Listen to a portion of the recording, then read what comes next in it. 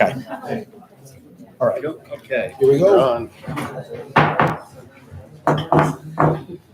Good evening. Today is May 6th, 2025. Welcome to the Town of Woodfin Planning Board of Adjustment meeting. At this time, I'd like to call this meeting to order. I would also like to ask everyone attending this meeting to place your phones on silent so we do not disrupt this meeting. I'd like to now take roll to certify the board quorum. Mr. Hanson. Here. Mr. Valentine. Here. Mr. Deroni. Mr. Hopkins. Here. Mr. Vihon. Here. Mr. Young. Here. Mr. Hayes, present here. With that, we'll move on to the agenda. We have to approve the agenda. Do we have a motion to approve tonight's for May 6th agenda? I motion to approve. Second. All in favor? Aye. Okay, approved. Has everybody had a chance to look at the minutes from April? Any questions on the board for the minutes? No. If not hearing any questions, do we have a motion to approve those minutes? I motion to approve. Second. Everyone in favor? Aye. Okay, approved. And Ricky, as we discussed, we're going to switch the agenda for those looking at it. We're going to hold the public comment until after the presentation, so the public can be a little bit more informed, if that's okay. We have a general public comment. Oh, okay, you want to do that first? Yeah, just a general. Okay, so then we'll do item D, which is a public comment.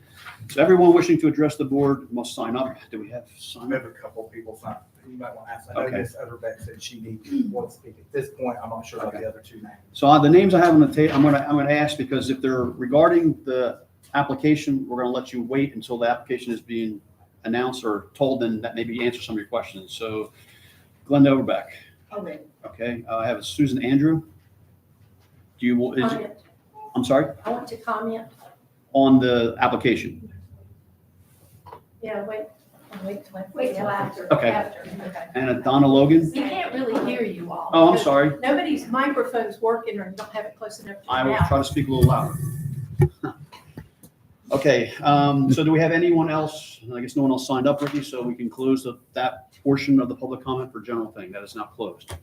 So letter E. That's not the wrong thing. That's fine. We're going to get to the Altura here in a minute. Oh, okay. Okay, let me just ask, is there anybody that wanted to speak for general comments not related to the Altera application tonight?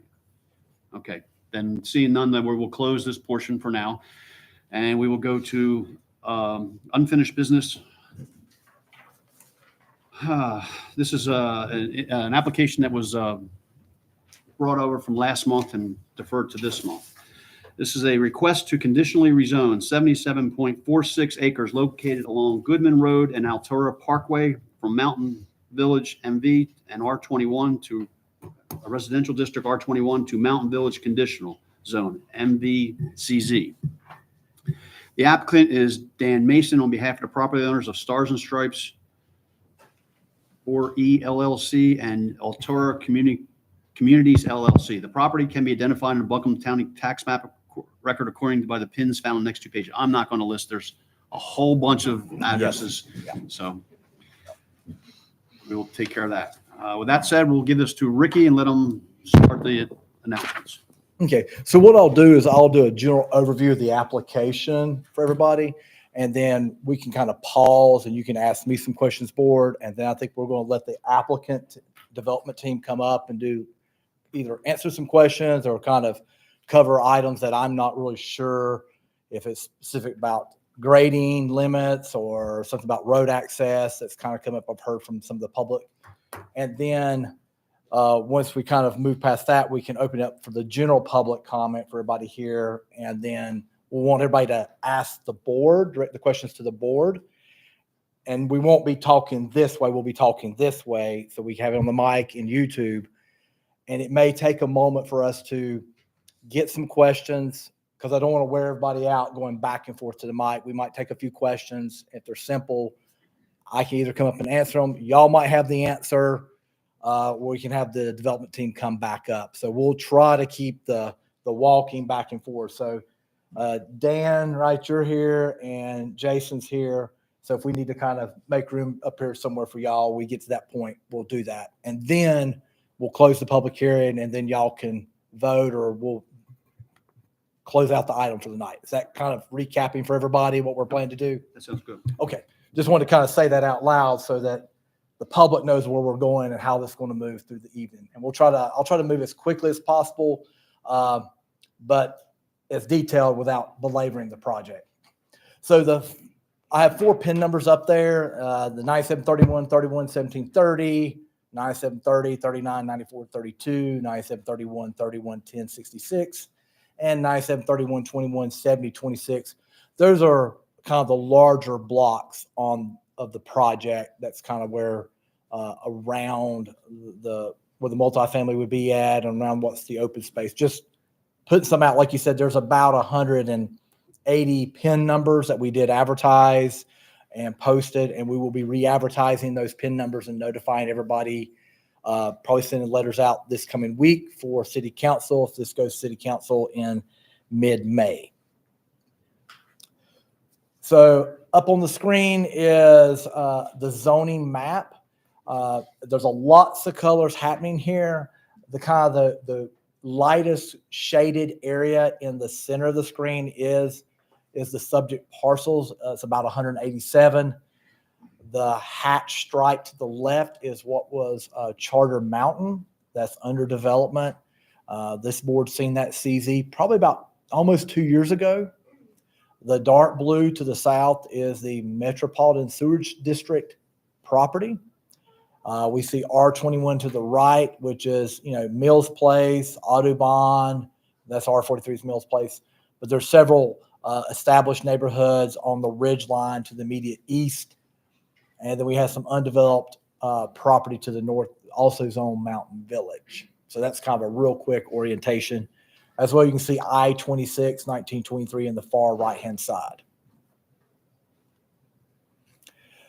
So about a year ago, we started doing future land use maps from the comprehensive plan. It just identifies what and how the town should grow. This area is identified as residential 1, which is described generally being older in-town neighborhoods, and they typically have narrower streets and right-of-way. This property, as well as the Charter Mountain development, were probably the 2 largest chunks of land that were kind of more or less undeveloped that have that designation. You'll typically find these 50, 60, 100-acre parcels with a different designation, like our residential 1 or cluster residential like Olivet. There'll be larger tracts, more rural. So this is kind of atypical to have one this kind of more in town. Residential 1 is this area right here around us, the kind of the older part of town, the core of Woodfin, along Weaverville Road. The neighborhoods right behind Weaverville Road are all residential 1. That's the kind of character you normally see with that. And then, as we mentioned before, Running Ridge, Audubon, Wind Whisper, they're the residential 2, which is more rugged land as it moves up in elevation. Exhibit C, the aerial, I think makes sense. Left-hand side, you see the muddy color. That is the French Broad River. Right-hand side, you see I-26 running north-south. So we kind of were directly between these 2 corridors. And the bottom right is, I'm trying to remember the name of that apartment complex. Newbridge. Thank you, Glenda. Newbridge Apartments in the bottom right at the interchange. And then you see Goodman Road intersect into Riverside Drive in the middle left. Again, the shaded area. Now, why is there donut holes? The applicant does not own every single parcel within the former development. So where you see no shading, those are parcels that were owned by others. They're not part of this request.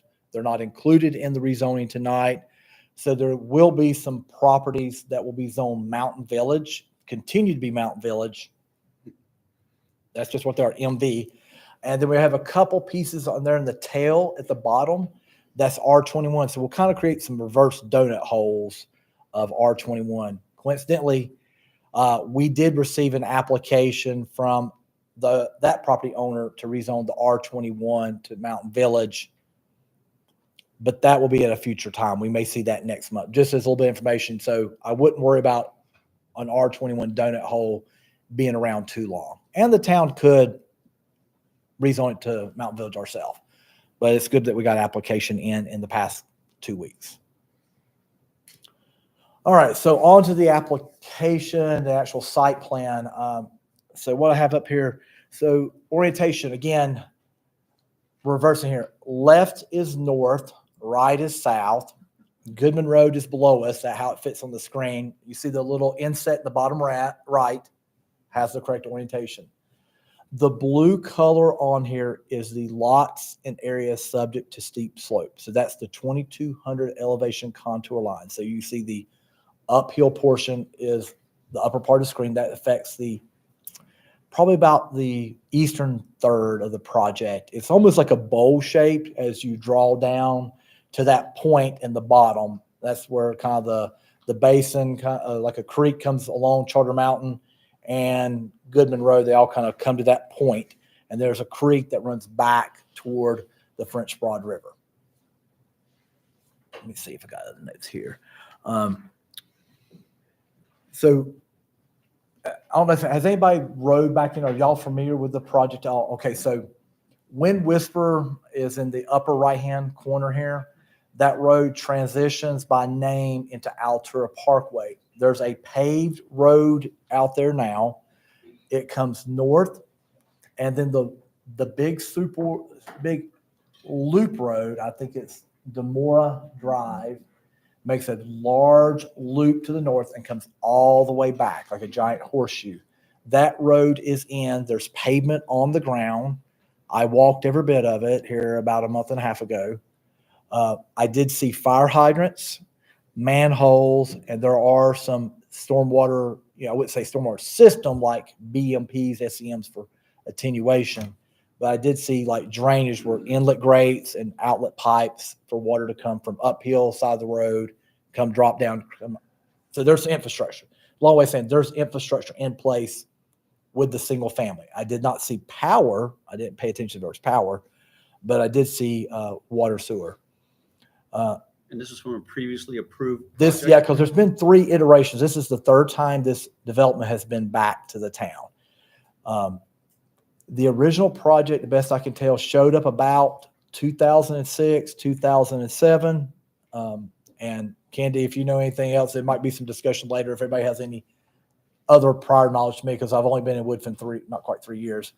But the lots that we have before us, I'll just show here, the lot configurations you see right now were recorded in 2007, 2009. So at some point after a master plan approval in 06, 07, developer come in, recorded the townhomes that you see on the left-hand side, the west, the single family that's upper right, and the small lot ones that are along Altura Parkway, the tail. So all that has been recorded. And my understanding that at some intervening time, there was infrastructure installed. I'm not sure if that occurred with the second development effort that occurred sometime about 2000, I'll have to look, 2012 or 13, but there was a secondary development effort that also fell flat. I did speak with the city of Asheville about water service. The lines do not, when I talked to them, it's been a while, they did not have water in the lines at that time. They were connected, but it was like a dry connection. And so the lines have been there for multiple years. And when speaking to the developer, they were going to test the system, pressurize it, make sure it was good with the city before they could get water service turned on. And my understanding that was kind of with sewer as well, is the sewer is in a lot of the single family and kind of goes downhill to that western point at Goodman Road. And there's like I would say there's like a manhole or a well at that point where it terminates, with the hopes of eventual connection to the west as the Charter Mountain development gets underway. I understand they were needing Charter Mountain to build out to get the sewer service back to the south. And we can confirm all that with the developer, but that's some independent, digging that staff done, was trying to understand what had happened out there. Yes, sir. Does the current infrastructure out there that was put in, does that meet the town standards today? We'll have to get that certified at that point. So before we would release, as far as water and sewer, I don't know. That's the work with the utilities on that independently. The road, what I could tell, the road was of sufficient width. So the road pavement was of width we would require, 20 feet, yeah. So that appeared to be width. It wasn't degraded. There wasn't any potholes. It may need a top coat, but we've not had, any type of coring or surface evaluation from the roads. We'll probably ask them for that if they plan to turn any of those roads over to the town for maintenance. So that's kind of the eastern half of that. I don't know if anybody has, if you've not been off Goodman Road, there's also a gate off Goodman. There is a little bit of a roadbed that climbs up the hill. Again, there's a little bit of curb and gutter, a roadbed that's in. That one has a little bit more grass kind of growing in on the sides, on the edges, but it climbs up to the top of the hill, to about right in this area. That pavement ends. So there's a road pavement up to this point. Then it turns dirt. There's just graded earth, and it's a recovering field, but there is kind of a good, now I'd say good is subjective here, but there appears to be like a roadbed, a rough roadbed that would connect the 2 points. So you would need to actually construct a road here, and that's the future Altura Parkway connection. So they'll have to build the full road service. So Larry, at that point, we'll be needing road profiles for that portion. This would be an area that we'd kind of hope to be public, connecting a public road, Goodman, back to a public road, Wind Whisper, so that if the general public wants to walk through here, ride a bike, walk, drive for some reason, then anybody from the public could come through here. This area, we would leave that up to developer if they were to request public maintenance. It would have to go through the town's acceptance policy. And then you have Charter Mountain will have a third connection back in this area. That's all private roads.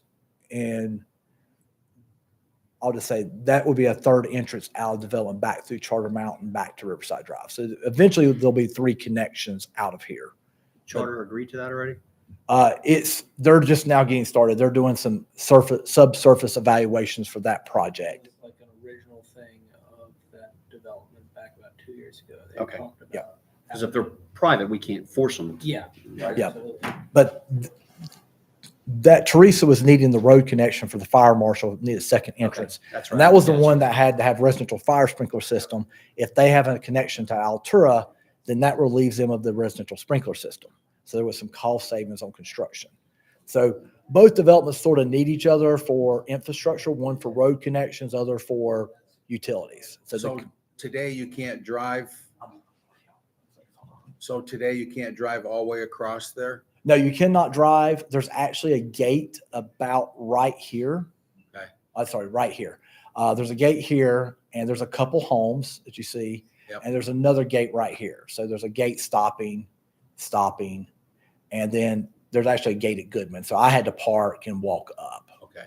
So this connection would then allow someone to drive from Riverside all the way over the hill over to 70. Yes. They can't do it today. No, you cannot do it. I think they gated off because I've seen some places close to the gates where manholes had disappeared, water meter cans, the covers were gone. So I guess any type of steel, iron, people have stolen. But the further you get back, there doesn't appear to be anything. Things seem to be intact. So let's go back here. So trying to explain all that here. So again, back to Goodman Road. This road would climb the hill. They're showing the yellow dots. I don't know if you see that. There's a yellow dot. That would be the uphill designated climbing bike lane because it is a long slog. Goodman Road doesn't have a climb, but it turns up the energy right here. And then the climbing bike lane would continue on up the hillside, mountainside, up to about this lower entrance to Demora. They're proposing a long the new construction portion. That's why it's not showing up in this area. There's a little bit of a hill, but there's a little bit of a climb here, but this area is already constructed. And so the developer is like, we already have a road built. We're not planning to reconstruct or widen the roadway. Okay. That's also reciprocal to the street trees. The street trees as shown on the plan here are planned for all the new planned roadways, continuing for the townhomes as well all the way up to, again, the second entrance of Demora. So you don't see any reflected street trees in this area. Now it's all wooded. The road frontage is all wooded.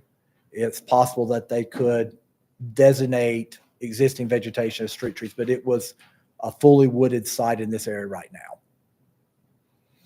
now.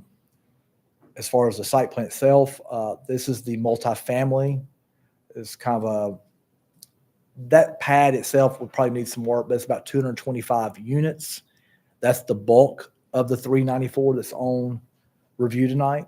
So 225, up to 5 stories tall, 60 feet in height. And then there are some out parcels here of townhomes, I would say this. But on the plan, we have 91 townhomes, which is the same number of townhomes that exists today that's platted. They're reconfiguring the number of townhomes into a different layout. As far as water features, there's multiple like little draws or little rolling coves, or I would say valleys through here. But the only water that I really seen was kind of down in this area. And that's what was identified on their stream wetland determination, which was along this property line. The green was the wetland, the stream was right in this area, which makes sense because it's bottom of the site. But walking through here, I did not see any active streams. Might be a place. Now it was a little bit drier back when I went back in March, but I didn't see anything active like it had water running in it at all. And again, so you see there's like some empty areas. Let's move to this next one here, a bit easier. So the pink and purple, this pink area, these pinks, purple, these are the, I call in holdings by others. There's about 3 or 4 other entities that own these properties that are not part of the rezoning request tonight. Again, I've got a rezoning request for, I know these 2 lots to R21. And so as far as our unit counts up here, we have 65, and this is the final, 65, excuse me, back up, 65 single-family homes within the steep slope area or on lots impacted by steep slope. That would include even these lots that are kind of like marginally in, but that's still impacted, as well as these couple up in here. We have 13 other lots that are wholly outside of steep slope. And then, of course, like I said, the bulk of density is the 225 multifamily, and then the 91 townhomes for a total of 394 units. Out of the 77.5 acres, 31 acres is shown as open space. Not quite half, but on up there. Probably close to 40%. Let's see here, make sure. So I'm going to come back here and say, so on the next slides, we have a drive A, a drive B, a drive C that parallel the eastern property boundary, the highest elevation. So this doesn't exist today. What I understood from the developer is when these are uphill lots, so the road, you look up, that the least amount of grading, the better views, the ease of construction would be to come in high and build the houses up higher on the slope to minimize the amount of construction, as opposed to like digging in and trying to somehow dig down the foundation and then climb up the hill. Typically you wind up disturbing more when you come in from below than you do if you come in from above. Maria and I usually will see more like a pedestal style house when you come in high. And sometimes they'll do a parking pad and a bridge. Sometimes it will just be a very, very small 300 or 400 square foot podium and then they'll build on top of that. So there's a way of working, whereas when you work from below, you really just have to keep excavating to work up. I ain't saying that's what they're going to do, but that's what we have seen in the past. So I'm just throwing out what the design. So in the next two slides, they show these view corridors and how this approach of constructing higher on these lots and the road ABC would represent the view from the lots off Runny Ridge, or I think it's Audubon, back to the east. So here's a cross section. So one would be the view from approximately this location across to the east, and there's two. So this is number one. This is supposed to be representing an existing home east of the site, their visual plane or view shed. Then we have, that would be road C, drive C. So this is drive C, a driveway to the home, and then the Altura home site. You see it's kind of nested up high on the slope. Again, another home. They haven't specified the actual home. I don't have an address. It's cross section. Again, the view window. Some areas they may have a pull off because there could be emergency, people needing to pass. It's a 16-foot wide private drive. Again, home site.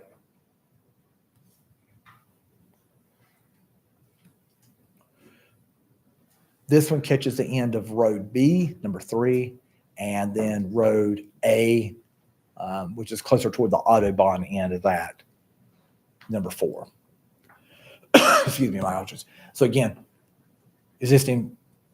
typical existing home, view shed corridor, private drive.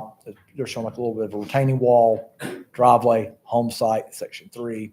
Again, section 4, drive, below retaining wall, home site.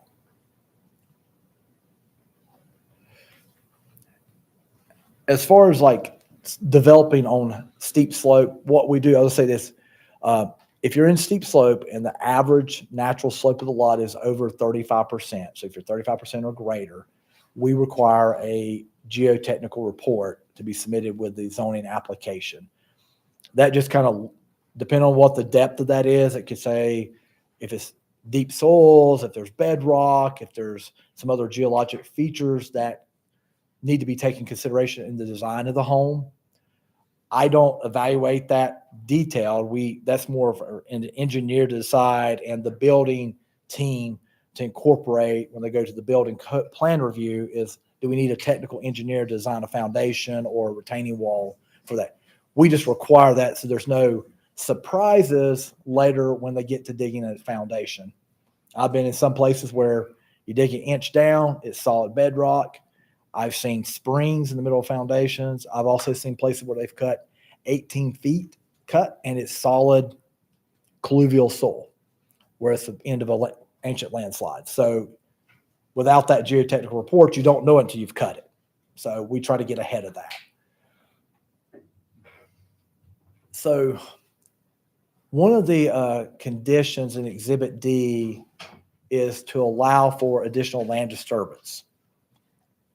This is existing lot layout. So if they were to build drives A, B, and C right now, that consumes the grading and impervious allowance on each respective lot impacted. So if that's a 25-foot wide strip, 30-foot wide strip of grading, 100-foot long, you're going to get into about 3,000 square feet of land disturbance just in that 100-foot wide by 30-foot deep strip.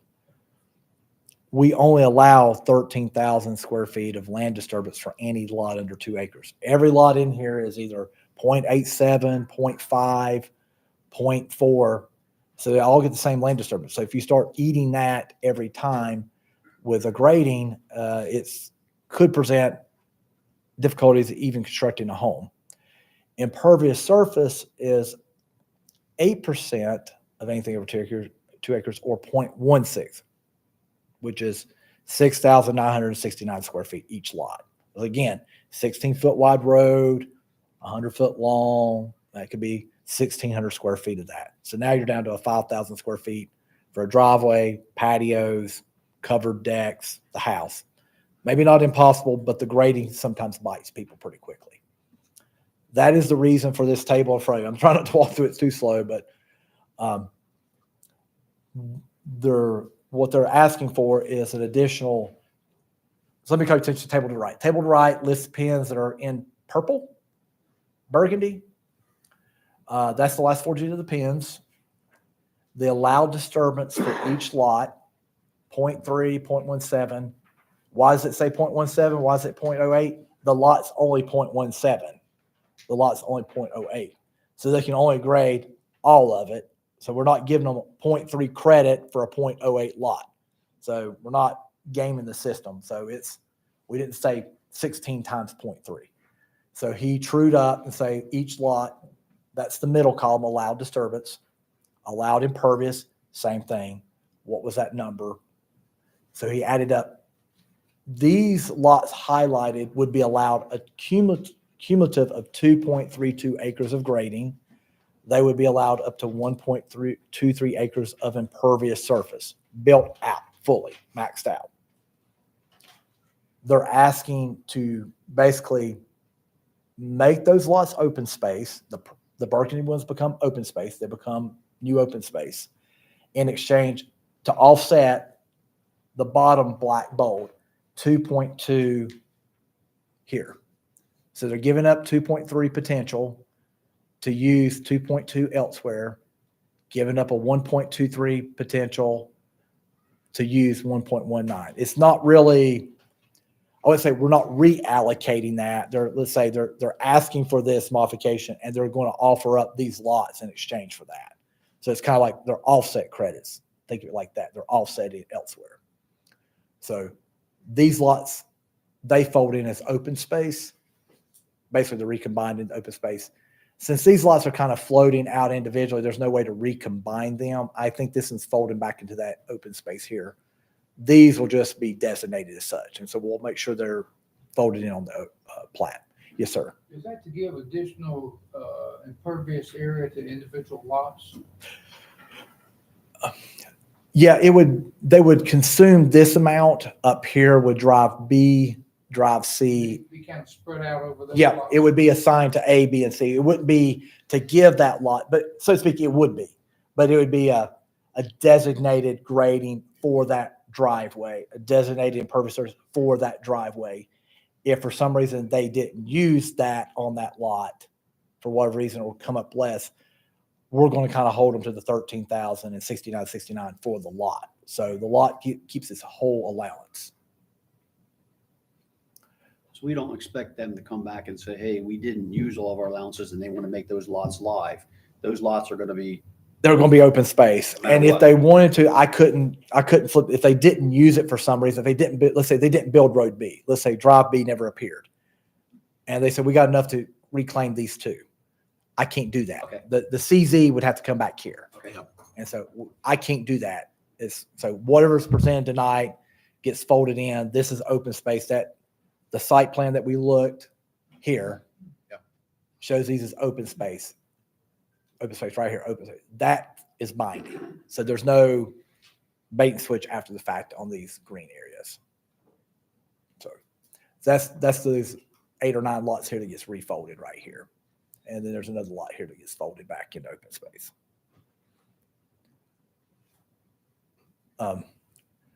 What I'll point out here, this is probably the cleanest one. So you can kind of see the existing townhome layout here.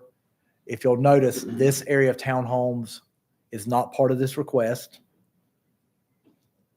I'll just go back. Sorry to flip back, but out parcel. That's that area. Just point it, okay? You'll also notice that the layout of the lots are slightly different. There's a bunch of little bitty lots that disappear here. There's some lots being recombined in this area, and there's additional lots in this area. They've actually squeezed in a few more. So sorry to go back and forth. But you can kind of see these are bigger lots in this area. So they are getting rid of some lots. There's a approximate net reduction of about 15, 16 lots loss from what you see here, especially when you consider this area of loss. So there's a recombination or elimination of 16, 15, 16 units. What I counted out in this area was approximately 4 additional home sites along this area. There was no additional home sites here in the steep slope. And there was a net loss of homes in this area, clearly a net loss of homes in this area. And I think this area was even, no gain, no loss when I counted up lots. It looks like they shifted one of the Yeah. connectors between. Yeah. That, what they Drive should, C and yeah, I think that disappears. So that right of way or whatever it is that goes up to dead ends at Running Ridge goes away. So it doesn't appear. It doesn't appear. They move it over to the right Yeah, it would. or Yeah, it would vice be. versa. Yeah, however you want to say it. They actually create some. Sorry, it's wrong way. Yeah. Yeah. So this would basically wind up being some other easement or right of way across the backside of these lots. Is there any question about this? This is probably the most convoluted part of that is the shifting of the lots around, and then the fact of lots, the number of lots. You don't really pay attention to that being less. You notice more showing up in this area. So that's probably the hardest thing to wrap your head around is that. And again, you see the townhome layout here is totally different. They kind of stretch it up a little bit further. See, they kind of move a little bit more to the north, but I think that's following the existing grade. It does drop off kind of down in a hole on this creek. So we'd obviously prefer to stay away from the creek and not be filling in close to it. There's at least a 30-foot stream buffer from any perennial intermittent stream. Ephemeral or wet weather creeks are not regulated. And then this shows the envision connection back to Charter Mountain.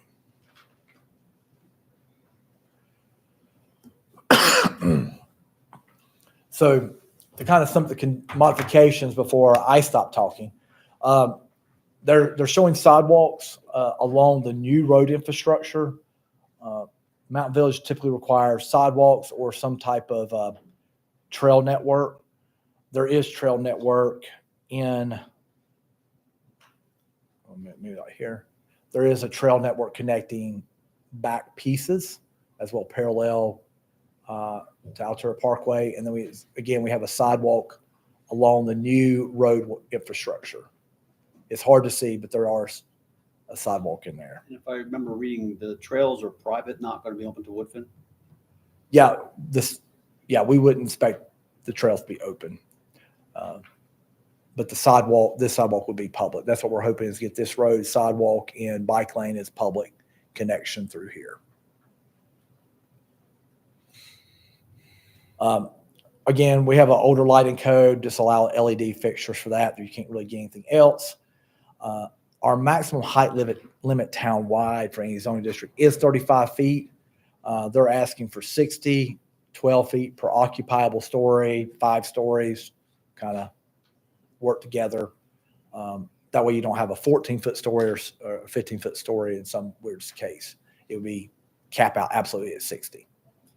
And then they ask that the validity of the CZ be up to 5 years, so long as they get the first building permit within 24 months after we approve the technical plans. What is our standard now? Usually it's 2. We have done a couple, 3 and 5. I think Sohum, if you remember that one out toward Sourwood Inn, we done 5 years, and we've done 3 years on a couple others. And then also the kind of that offset credit on the additional grading area. So you would be allowing that 2.2 acres of land disturbance and 1.19 acres of impervious surface within the steep slope to allow for drives A, B, and C. And we could just limit for the construction of A, B, and C. If you don't build them, then you don't get it. And then they've identified 16 lots as offset for that. Ricky?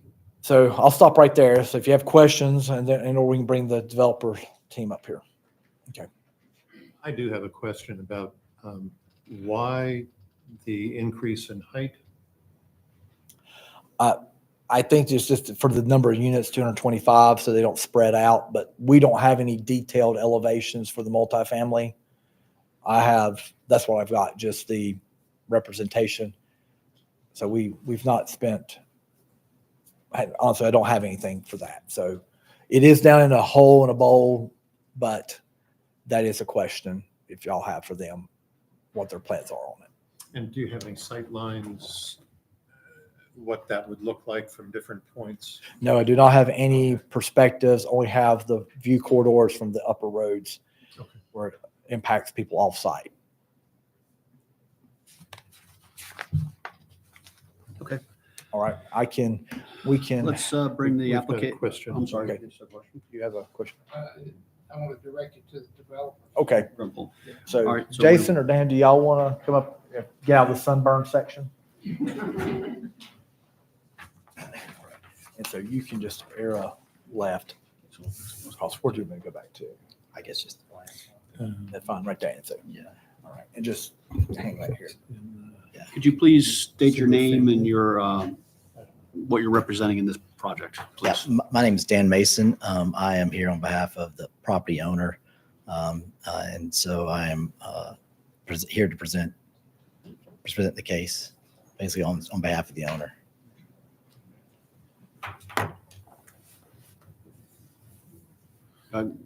Proceed and tell us about your project, please. Okay, so yeah, I mean, I think Ricky's explained it very well. Thank you for that, Ricky. So obviously, we're actually reducing some of the single-family numbers than what is actually platted out there today.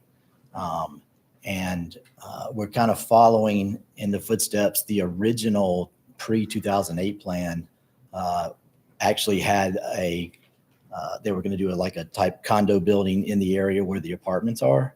And so we're kind of, it's obviously a different layout concept right now on what we would do there. But that was on one of the original plans as well. And now we are, again, there's actually, 91 platted kind of townhome type lots that are on the lower section below the power line easement. And so we're just kind of reconfiguring those to work better with the grades. And so they can, it can be developed and, preserve more open space than the way it's currently platted. And so, and obviously the top part, we are asking to add the alleyways above so that we can have the homes towards the view without impacting the homes above us on the ridge line. And impacting their view.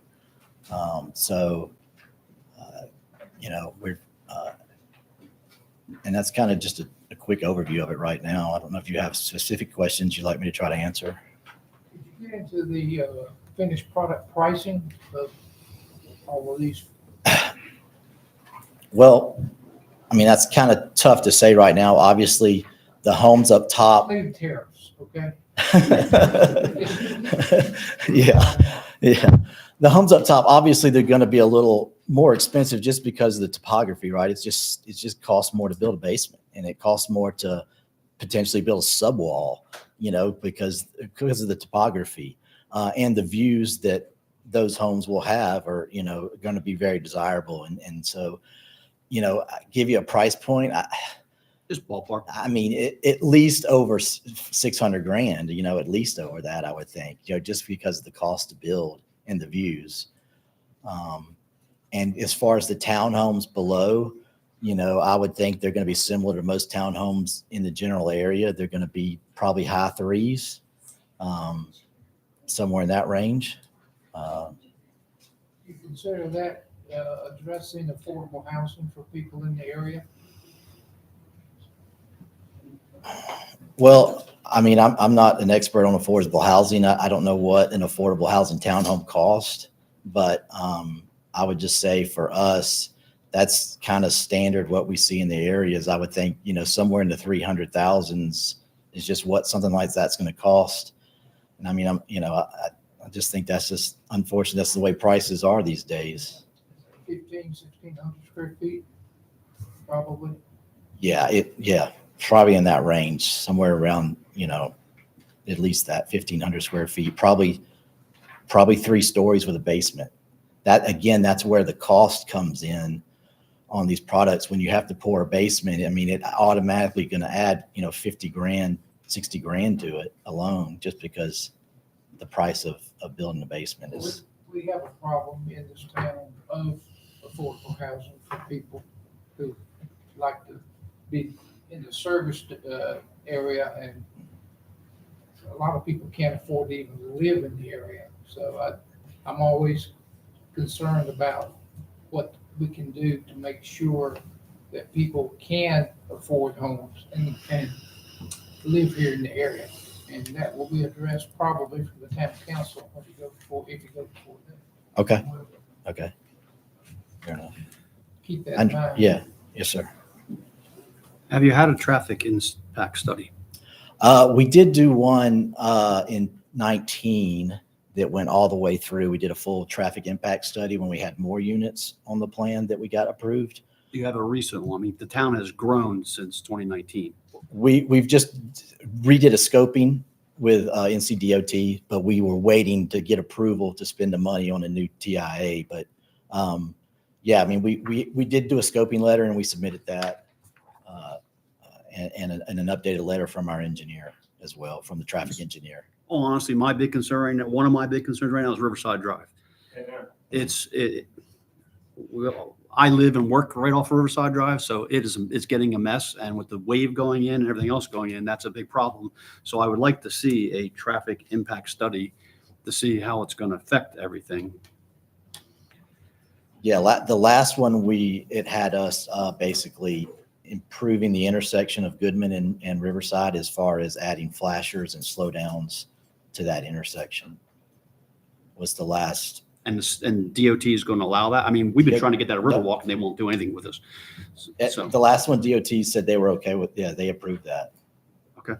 But again, that was, you know, 5 years ago. Yeah. 6 years ago. yeah. It also looks like you're somewhat limited until there's an upgrade in the off ramp on 26. That was one of our requirements of that last TIA. We would actually extend the left-hand turn lane on the off ramp to make it longer. I'm assuming that will come up in the new TIA we do. I guess in terms of my questioning is, you know, this is several times this project in different capacities have come before this board. Yeah. I mean, upwards of 2008, 2007, I would have been about 6 years old. So I'm a Yeah. little bit concerned about, you know, the actual project. And so I'm just curious, what's your long-term building plan? So look, I get it. I mean, you know, this is one of the last, you know, projects out there from 2008, the Great Yeah. Recession. So I totally understand that. I think, you know, even if we get approval and then go to engineering, you know, this project's going to take a long time to build out. There's just not the mass production, really national builder in Asheville you see typically in other towns, just because, you know, those guys don't want to build a basement. They want to build a slab, right? And so you know, we see these homes potentially being more custom. And so it's going to take you know, as far as how long will it take to build it out? I mean, I think this is, you know, an eight-year project, 10-year project at least, you know. And Even in terms of, not to cut you off. No.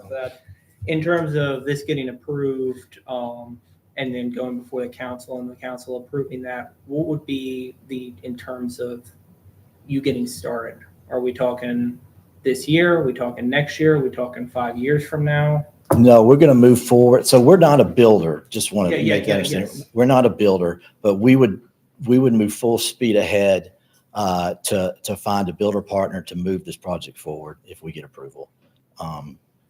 That's our plan. Are you planning on like one building partner, or are you gonna have a It group could- coming in? It could be somebody does the apartments, somebody does the townhomes, and then somebody does the single family. That's probably the way it actually will play out. So just based upon what you were just saying, you want to get on this thing. So why are you asking to extend for up to 5 years? If I mean, if you're going to get started, then there's no reason to extend that.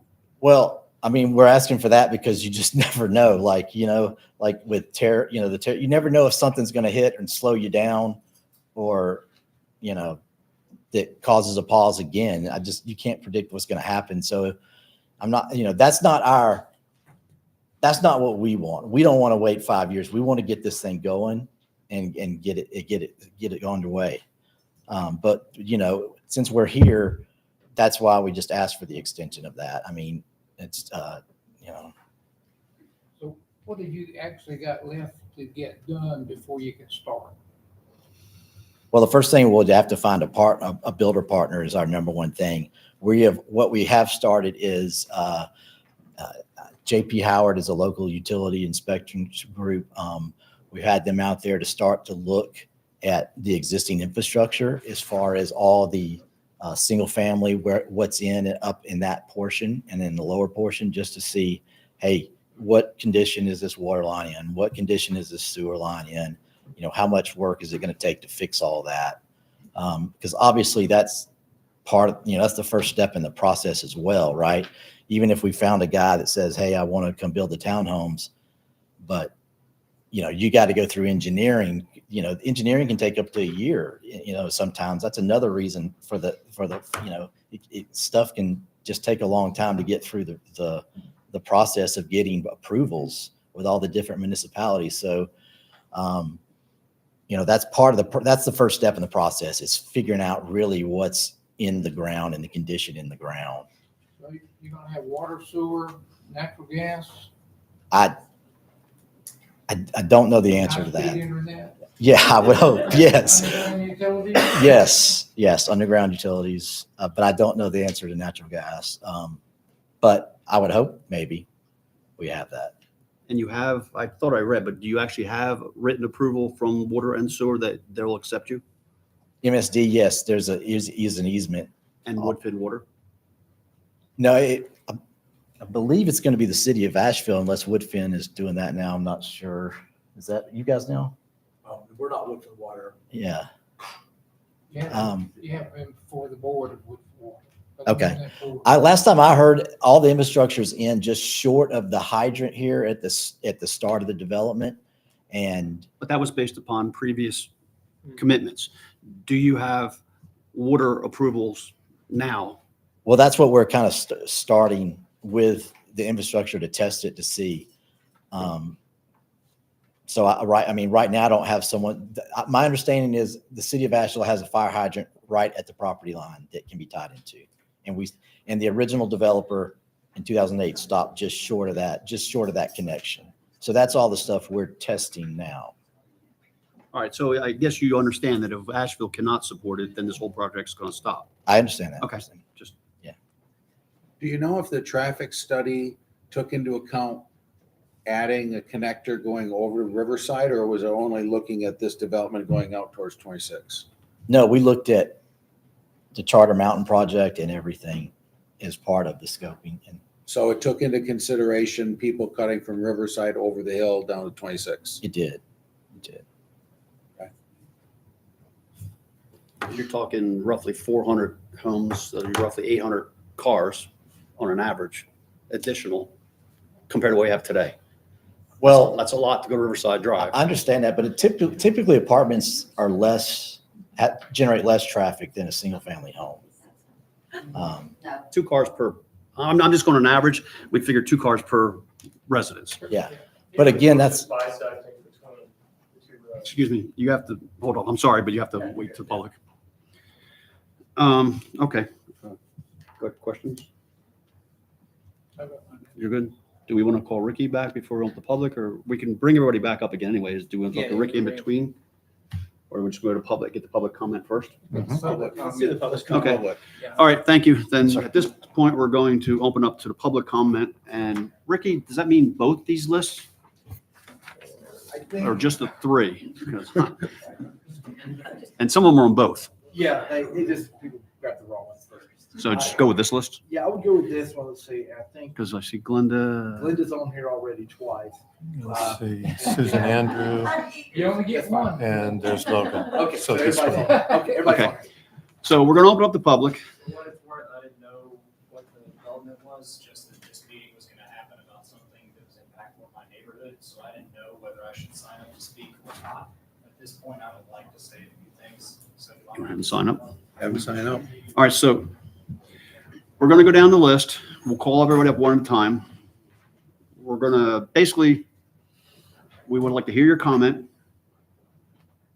We probably will not answer any questions. We're just going to listen to your comments. I'm going to cap it at around 2 minutes, roughly, because we have a big list.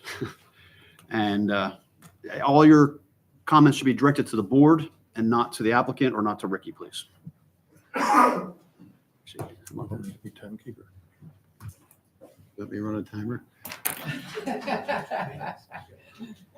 Not much. He's eager to be a timekeeper. Stopwatch. Last time I forgot to hit it though.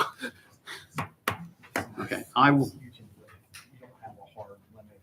Yeah, I know. So if somebody's in the middle, you can give them I'm not gonna Throw something at them. I apologize up front right now if I don't pronounce the names correctly. I'll give that, because last time I had a real hard time doing this. So first on the list is Glenda Overbeck. If you should please state your name and address for the record. Glenda Overbeck, 8 Bear Bridge Hills Drive, Woodfin. It would be helpful if we knew about where you were Oh. in location to the project. Well, I am off Mills Place, but my neighborhood is actually, I'll back it to that. Oh. Maybe the just zoning- don't count this towards my 2 minutes. Reset. Our public hearing with the council is 3 minutes, so just to let you know, consistent. with Oh, you want, council. okay, Just to let you, Marie 3 just minutes. motion to me. That's fine. And I won't start till we're done introducing. Okay. So Mills what- Place. What color? Purple. I don't think, You're oh in the yeah, Bear Bridge purple? Hills is on there. See it at the top in the Okay, purple? okay. Okay, Okay. that's helpful. Um, Thank you. I am far enough away that I didn't actually receive announcements for this effort, but I'm not here to actually, criticize the development itself, because I know we are going to see something built in that space at some point. But I'm here today to raise concerns about opening up an exit or entrance into a neighborhood off Mills Place. You've heard reference to it. If you were a resident in the new development and you had to decide whether you were going to go over the ridge to I-26 or whether you were going to go off Riverside Drive, you're going to go I-26. But what has happened, the stuff the original plans existed before all of the development that it does exist now off Mills Place. There's a beautiful neighborhood on Wind Whisperer. I'm sure some of these people are planning to speak, and they're talking about letting everybody drive right through the middle of this residential neighborhood, which quite honestly will destroy them. So all I'm saying is I ask you to really listen to these numbers. Mills Place, by the way, doesn't connect to anything. So anybody down Mills Place, off on any of the roads, has to come to exit 23, which is what we're talking about here to get on I-26. And you're talking about adding, 800 drivers, because I think most of them would come to Mills Place instead of going to Riverside Drive. But currently 10 Newbridge Apartments, which you heard Ricky talk about, has 560 residents. And there's so many cars already that they have to actually park out in front of the complex in addition. I mean, it's a huge complex. In addition, Mills Manufacturing, which is also in that area, employs 150 people that work 6:30 a.m. to 5.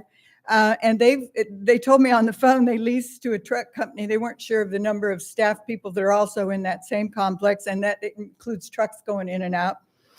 And then there are over 100 homes off Mills Place, including my neighborhood, Bear Bridge Hills.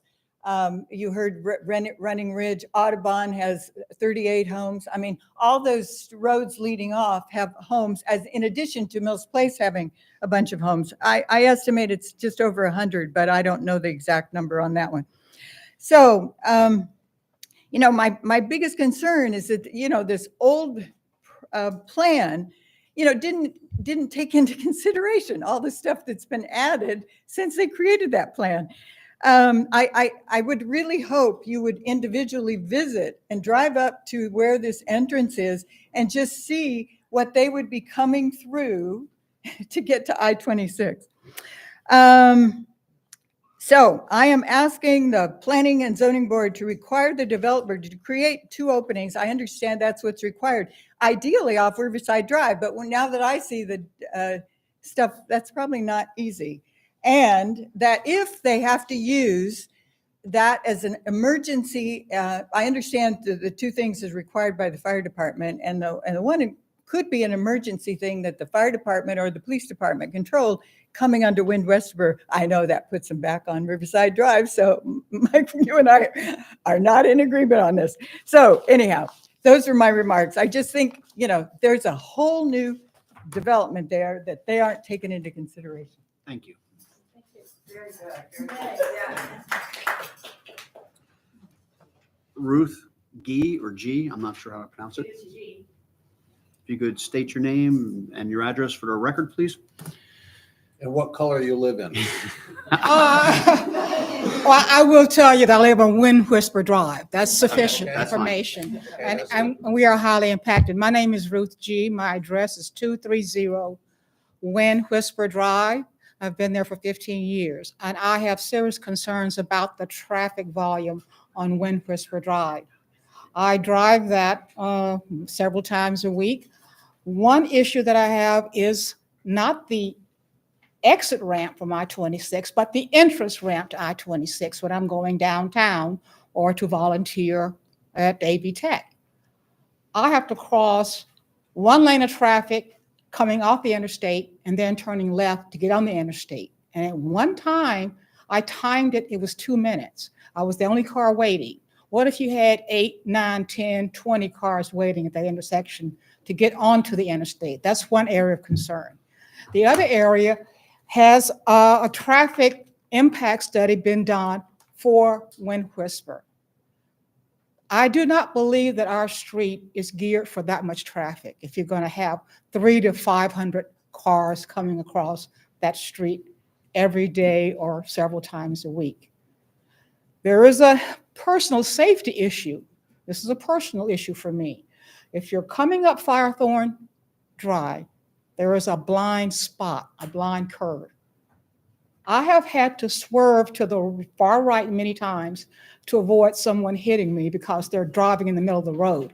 Apparently, people who are not familiar with Firethorn don't realize it's a 2-way street. So you either have to put lane dividers there or something.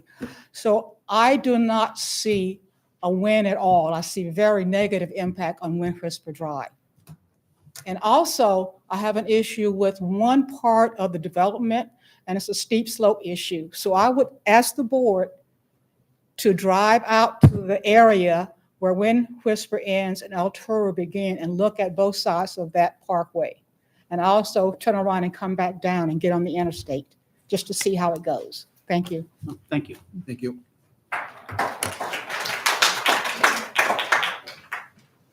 Marcia Moorhead,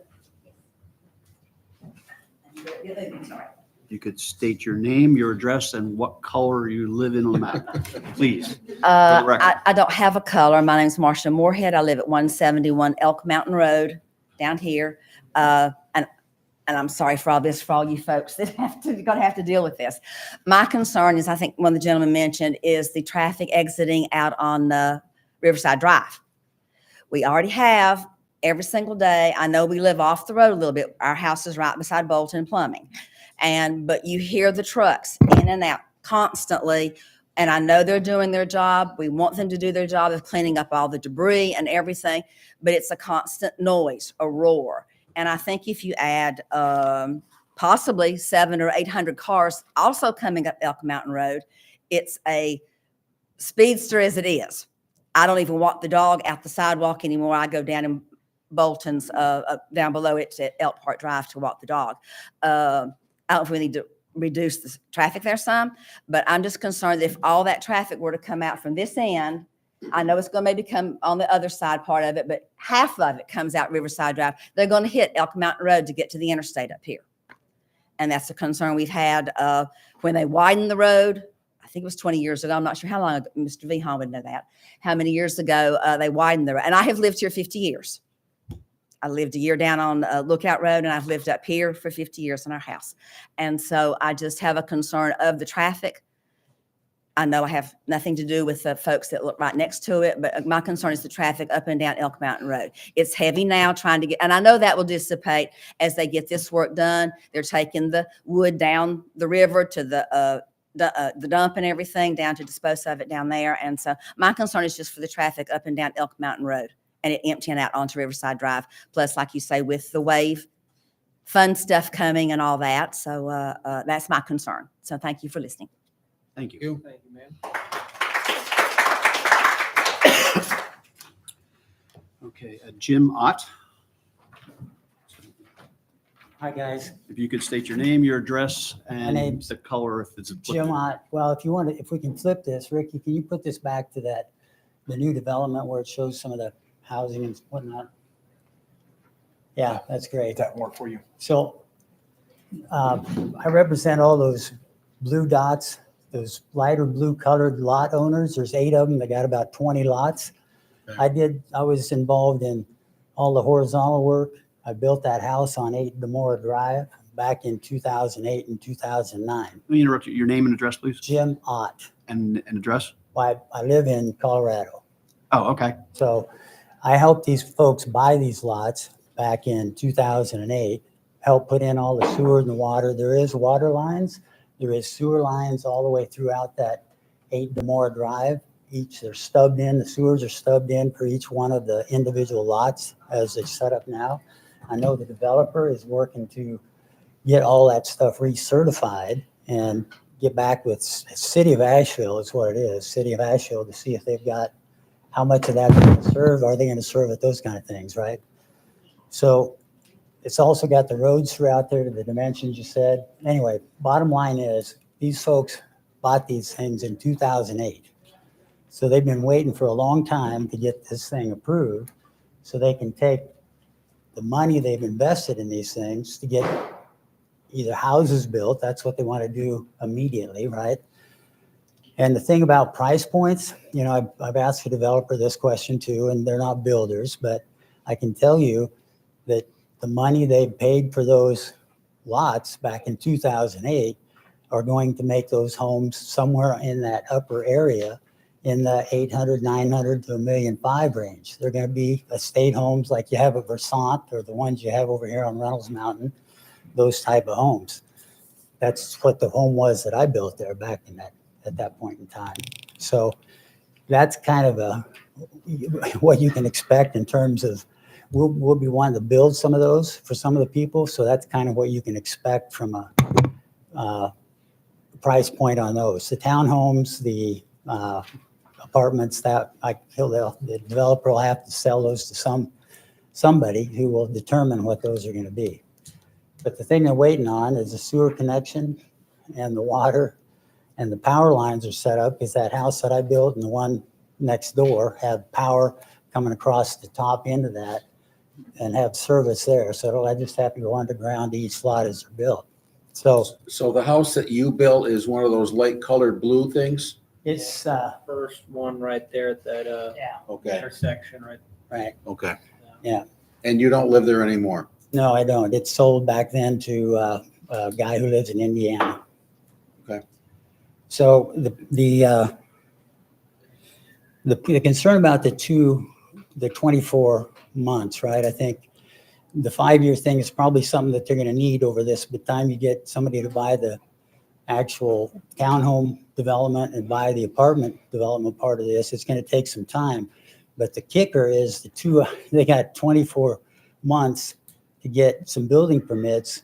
And my intent would to get some of those utilities in so we can get some building permits on those lots that are already owned by people who want to build on them. So we'll be pushing to get those utilities in so we can get permits to start on some houses in those lots that are already owned by people currently. All right, thank you. Okay, thank you. Yep.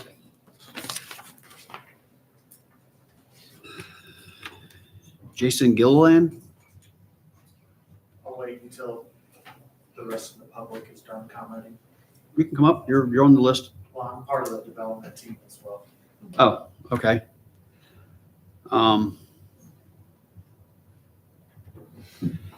Donna and Mark Simon? No? Okay.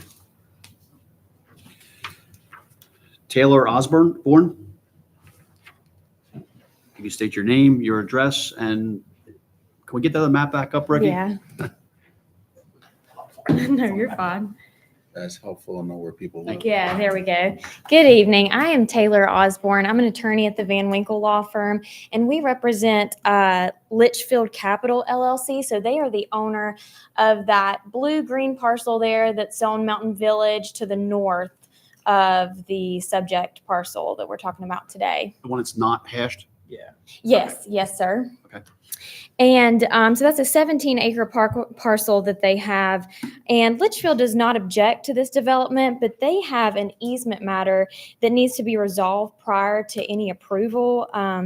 In the chain of title for Litchfield's property is a deed from Altura Communities to Altura Hotel Resort and Spa that conveyed a non-exclusive right-of-way to Altura Hotel Resort and Spa over the subject property that we're talking about today. And the exact location of the right-of-way was subject to approval of the grantor. So the location of that easement hasn't been established yet. And Litchfield is the successor to Altura Hotel Resort and Spa, who has conveyed that right of way. And so we've reached out to the developer to collaborate and establish a location for that easement, but we haven't heard back yet, been able to work that through. So we'd respectfully request today that the board continue this matter to your next meeting so that we can work that out with the developer to determine the exact location, since that ultimately will impact their site plan. So what you're saying is that you would have a right of way off the end of this development into that property? Exactly. It would go through their property. Not exactly sure where. We'd probably have to hire our own engineer, collaborate with their engineer to figure out exactly where that easement would be. But it would connect to the blue-green parcel. What's the purpose of that easement? It's for ingress, egress, regress, and then for the installation and maintenance of utilities.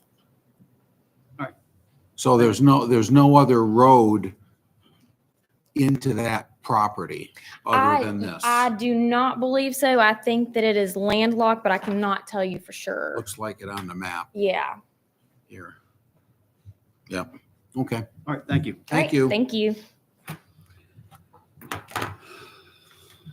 Susan Andrew? Again, if you could state your name, your address, and if you live in a colored area, what color it might be? Okay.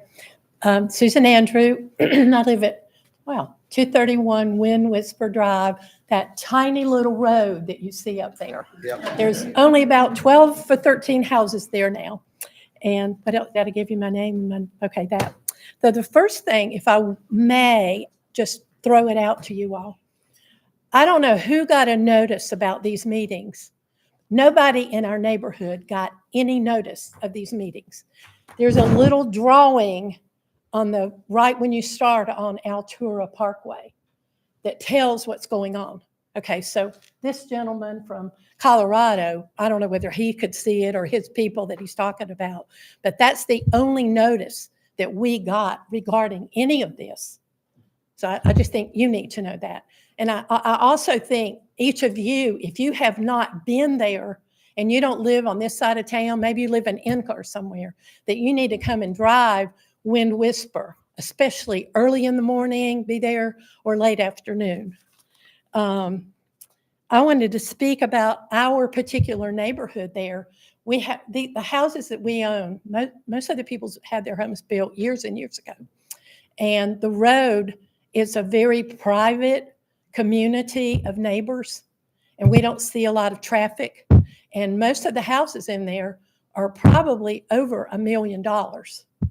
So we're talking about 800 cars coming down our road, because every day when you go out of our community, it's getting better now, but when you go out of our community and you pass by the apartments and Mills Manufacturing and you get down to the exit, if there's a problem on 26/19/23, we don't go anywhere because the traffic comes off of the interstate onto our exit onto Merriman Avenue. So Merriman Avenue's all messed up with a bike path. They deleted lanes. So there's many days, if you have a doctor's appointment and you come out and you want to leave your house, you can't. And I can't see it getting any better. And the gentleman that I think you were the one talking about Riverside, once they start more work on doing the 1923 extender or whatever they're calling it, where they bought the land further into town under the bridge, can you imagine or think about what we're all of us that live out there are going to go through trying to deal with that? I mean, I really would like that. And the other thing, our road has a sign that's been there as long as I live there that prohibits box trucks. So if you can imagine people coming up and down our road and they have construction workers, big trucks, whatever, what we're still going to have to go through. So I'm not in favor of this. Thank you.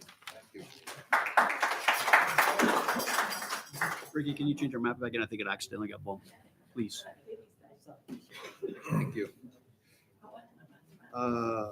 Donna Logan. You could please state your name, your address, and where you live on the map. I will. I'm Donna Logan. I live at 243 Wind Whisper, and I'm in the green. I'm right there on the corner. I'm the last house before the development starts. So that line's about 15 feet from my bathroom, but that's okay. But I wanted to just speak, first of all, about the traffic, but Linda did a great job with her numbers, because that's what I want y'all to know.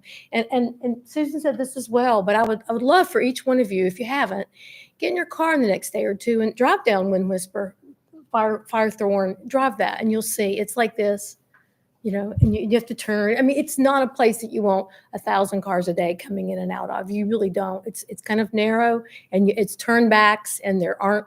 I think if you've driven it, you'll know that's not a good idea.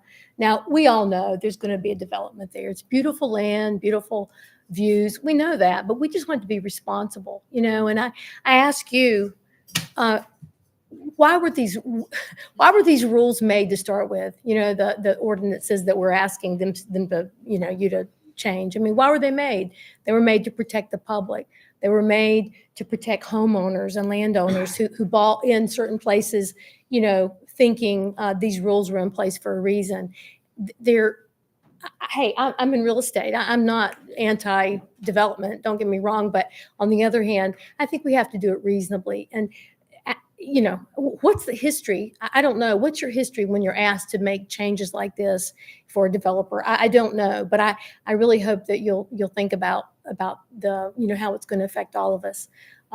My friend and neighbor here she also lives, she asked me to just mention this here. She lives in the middle of this, the other house, 12 Demora. Okay. And they've been there for a while too, and it's going to greatly affect them. So, the other thing, Lissy, that I was going to just mention, is the intersections. And Ruth mentioned this as well. But, the intersection, when you come out there at Firethorn, and then usually there's nobody there. You take a right, and then you go, and you wait quite a bit to get across there where Mills River is. Honestly, if y'all don't change that really, maybe even put a light up or something, I think your traffic would be backed up to my house. My house is up there on the hill. I think it would be really hard, because it's hard to get out now the way it is. At times. So I just want you to consider that. And I appreciate you serving here. And we live in a great area. We obviously want to keep it that way. I'm not negative about development. I think it's great, but reasonably, responsibly. Okay, thank you. Thank you. Thank you,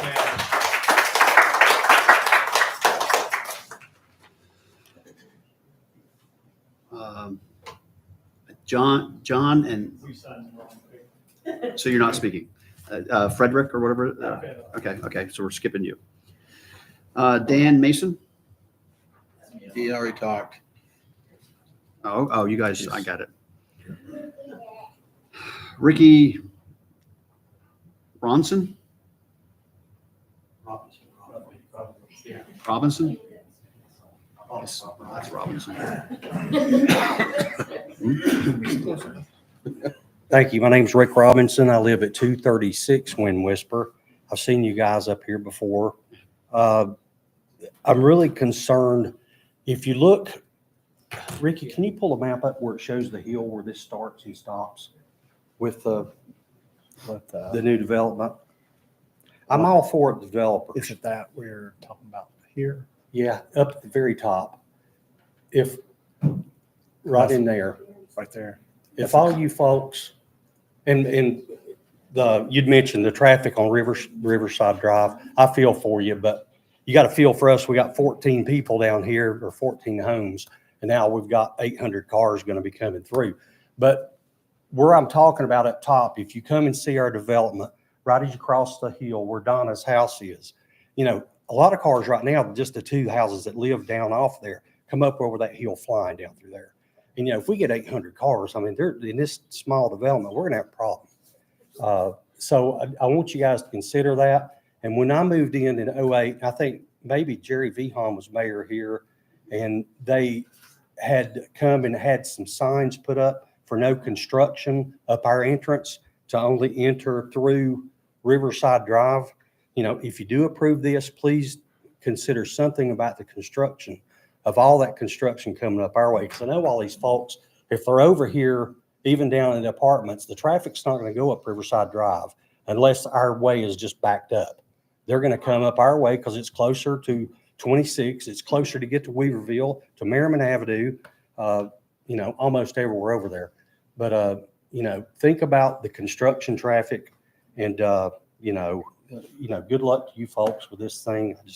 I hope that something could be done feasible for the traffic coming through our neighborhood. And that's it. Thank you. Thank you.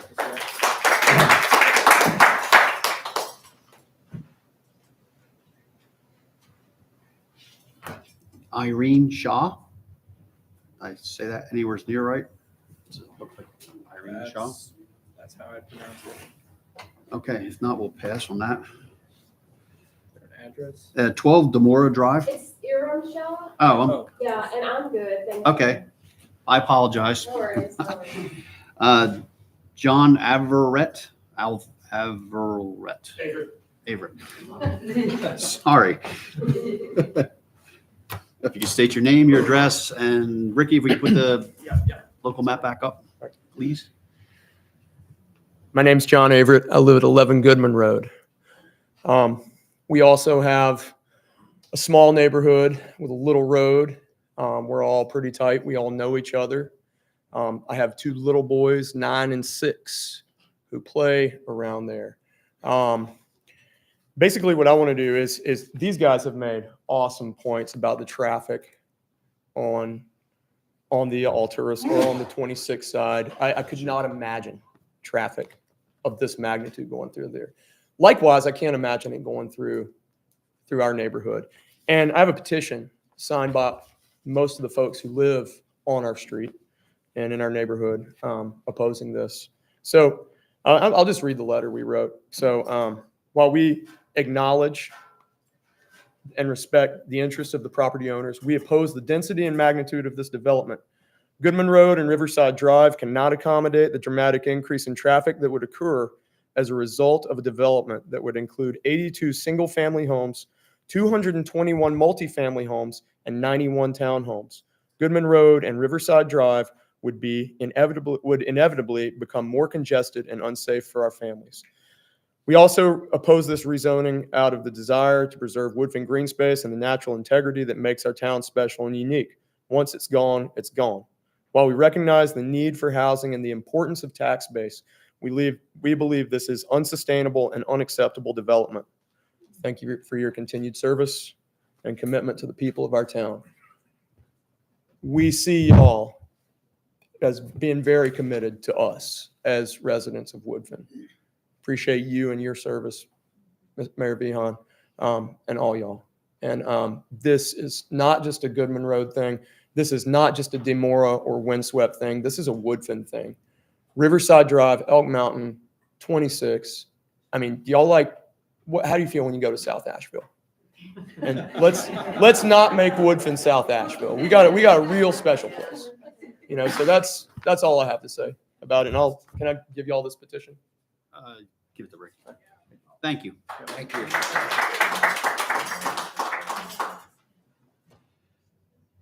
And Michael Matthews, 32 Mills Place. Okay. Apologize for the distraction. See if she gets nervous. If you could state your name, your address, and if you live on one of those colors on the map. Yeah, so Michael Matthews, Mills Place, 32. It's down in the lower right-hand corner, right there close to the clover leaf. It's the first house on Mills Place. So all cars coming in and out of this development would come by my house. I have 4 small kids that we encourage to play outside, and that concerns me greatly. With the apartments that went in, we saw an incredible uptick in just random cars around, just general use of the neighborhood, which you would expect. But let's remember that these were neighborhoods established a long time ago. There is no inlet or no outlet from these neighborhoods that exist. There's only one way in, one way out. So there's no traffic that cuts through. It maintains the neighborhood feel. This was something that came up a whole bunch when the VRBOs, vacation rentals, were I say banned. I don't know if that's exactly the right word, but the neighborhood feel, right? When you put 1,000 cars a day, 800, 400, who cares? That many cars through a neighborhood that's existed for 25 years, 50 years in the case of Audubon, that changes the feel dramatically of what that community is. Not only the feel, but the definition of that community. The other problem that is going on here is it's not just going to be local traffic. I think I can speak for every single person in the room that lives in this general area. There's been times where I said, man, I wish that gate wasn't at the top of the hill. It'd be so much faster to just cut up over to Riverside Drive. And I'm not the only one that would do that. Google Maps is really good at directing drivers to do that. And you're talking about putting the local traffic plus the greater Asheville traffic plus the tourist traffic off of 26 over to Riverside Drive. Doesn't affect me, but Wind Whisper Firethorn is not a road that can accommodate that many cars. You come up to the top of this hill, there's a cul-de-sac, it's very awkward transition. It's very steep downhill to a very sharp right-hand turn with another very steep downhill to a very sharp left-hand turn with another very steep downhill that winds to the stop sign at Mills Place. That is not the type of roads that you want this traffic ingress, regress out of a development. It's just poor planning. When Altura was originally conceived, it was going to be a gated community. I know this because the plots of land that were on either side of Firethorn Drive, which is the little orange sliver right there, in the very bottom right-hand corner, you can just barely see. There were very small plots of land on either side of Firethorn that were maintained by the development in order to put a gate for landscaping, gate access, etc. At some point in one of the multiple bankruptcies of the Altura development, that plot was given to me actually on the Mills Place side and was given to the apartments on the Newbridge apartment side because the owner at the time didn't think it made sense for the property. So again, the original incarnation of this was a gated community, and those gates have been maintained. And I've been to a couple other meetings over the years of having lived in Woodfin now for 15 years, where this has come up, and those gates have been a big part of our neighborhood, and the fact that the traffic is not allowed to cut from 26 to Riverside. Again, I apologize for not being prepared I just saw a sign and thought that it was important to be here. On the note of the notices, this is also a point that I would like to reiterate. No one got a notice. And when the apartments were going in, I and one other property received notices because we were within 500 feet of that development. And I don't know if that's still the rule or not, but perhaps you guys should reconsider what the criteria for notification is, especially when it's so impactful to existing communities. All right, thank you. I have one more point, and that is if you guys would take the time to drive up there, it would be worth it. I have a picture of a sunset from the top of Firethorn, and it's breathtaking. All of those houses will definitely be $1 million plus. You couldn't do the grading for $600,000. Thank you very much. Thank you.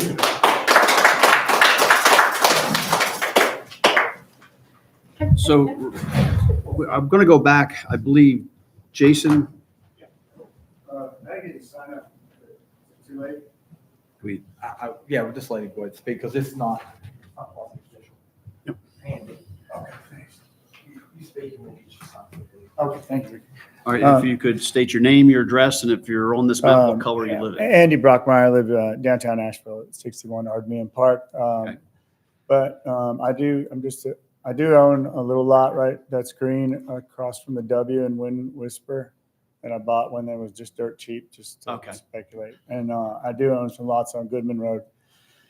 Ironically, that do back up to MSD, which they won't give me sewer. So they just been sitting. It's funny. Anyways, this is like, I can't imagine the shock that the folks in Wind Whisper are about to go through if this happens, and I don't see an easy way through all that. But I mean, boy, did Rod Kagan out there tear that place up. So it would be nice to see something happen. And it'd be nice to get some utilities up there. I don't really know anything about the developers or any of that, but I do think there's some good points about density and access and traffic. And this is not an easy chart to course. So I appreciate y'all trying to figure this puzzle out. I think something needs to happen. And I wish it would be, with some safe traffic thought, but at the same time, let's get the show on the road before another 20 years goes by. But with thought and definitely my heart goes out to those folks that live up there. And thank y'all for the time. Thank you. Thank you. Yeah. I'm sorry. Okay. The gentleman in the back, are you going to speak to represent the project or you want to speak as a resident? The project. Okay, then we're going to hold off on you for a minute because we're going to bring you back up, I believe, in a minute anyway. We're going to bring Ricky back up for a minute. Ricky, can you just, for the group, can you state what the rules are for noticing in the area? Yeah. I know there is a rule and I know we follow the rule and I know everybody properly was notified. Can you just let everybody, because I'm not sure the exact footage. Yeah. So we notify everybody abuts the property, and that includes people that may be across a road or a railroad corridor. So anybody adjacent got a notice. Then we post it. We have to post it in the legal ads in the paper. Now, not everybody reads that. Most of us probably don't read that. And then we also, that's the reason why we posted a sign at both entrances to the property, is so that anybody passing by, or if word of mouth gets out, because one neighbor gets it and then they can say, hey, I got this. People can walk down there and see that. So it's not a high profile area, but most places don't do these 500 foot or 1,000 foot notifications. In that case, I'm not sure what the town rules were when the apartments went in, but sometimes special use permits might have something different. Just want to make sure and clarify because I believe everybody was properly notified. Yeah. So just for the record. I mean, No. Everybody that is adjacent and butts up to the property was I'm on notified. Running Ridge, and no one on Running Ridge was notified, and we definitely abut that property. Okay. I mean, Yeah, I'm well, just letting you know. Yeah, well, thank you, because we'll re-notify for the actual official public hearing for the council, which will be this. We'll double check what we had on list, but Marie pulled You everybody. got the first notice. Yeah, so, Then that meeting was canceled. yeah, so that would we didn't get continue. that. So Yeah, no one got the second. we didn't send on this one. Okay. Because the meeting was officially continued to a date certain, so we don't have to re-notify. So if we came to the meeting and we put it on the PBOA page that this item was continued until May 6th, and we had a few people show up, so anybody we communicate with, we said it would be May 6th, so we don't have to remail. We do have to remail, renotice, and repost the signs for the town council meeting. If this were to go May 20th, we'll have to mail that out, depending on what happens here tonight with the decision. If it's continued, recommended denial, whatever, You will have to. we will, regardless of when it goes to council, we'll have to re-notify, repost. And at last month's, Have you seen the size of the signs? Yes, because I posted it. Okay, so I posted you know it. how small they are. Yeah, I mean, if we are driving down Altrubera or whatever, Yeah. we would never have seen them. I just Yeah. happened to see it one day. yeah, when I- we have to post on the property, so, yeah, we don't, there's not really, state doesn't say anything about the size of it. and we did, and I did specifically the last meeting, did announce the fact that since it was being carried over, that we would not repost for this meeting. So it was at the last meeting announced that that's what it was. So we did go back out. I did go back out at the two signs and update it. Marie prepared a new update for me to put the new date. So anybody scan the QR code, get to the packet and see the new date. We just didn't mail anything, but we will, whenever it comes to go to council, we will remail, renotice, repost, re-advertise. Did you have any more input, or does the board have any questions for Ricky? That's why I brought you back up again. Do we have further questions? Do you have any more input for this? Yeah, all I can say, we had some, I'll just give you anecdotally, we had talked about traffic engineer because we had traffic at the last question come up with the townhomes, remember? So I actually had asked an engineer with one of our consultants, and so they had somebody give me what that daily rate is. So just as information, I am not a traffic engineer, or he ain't a traffic engineer, but we'll tell you what the rates are. So a single family house, this is according to basically IT, is 9.43 trips per day. That's the average per dwelling unit. A townhome is 7.2, and multifamily, and I went with the low rise because that's higher number, and that was 6.74 trips per day.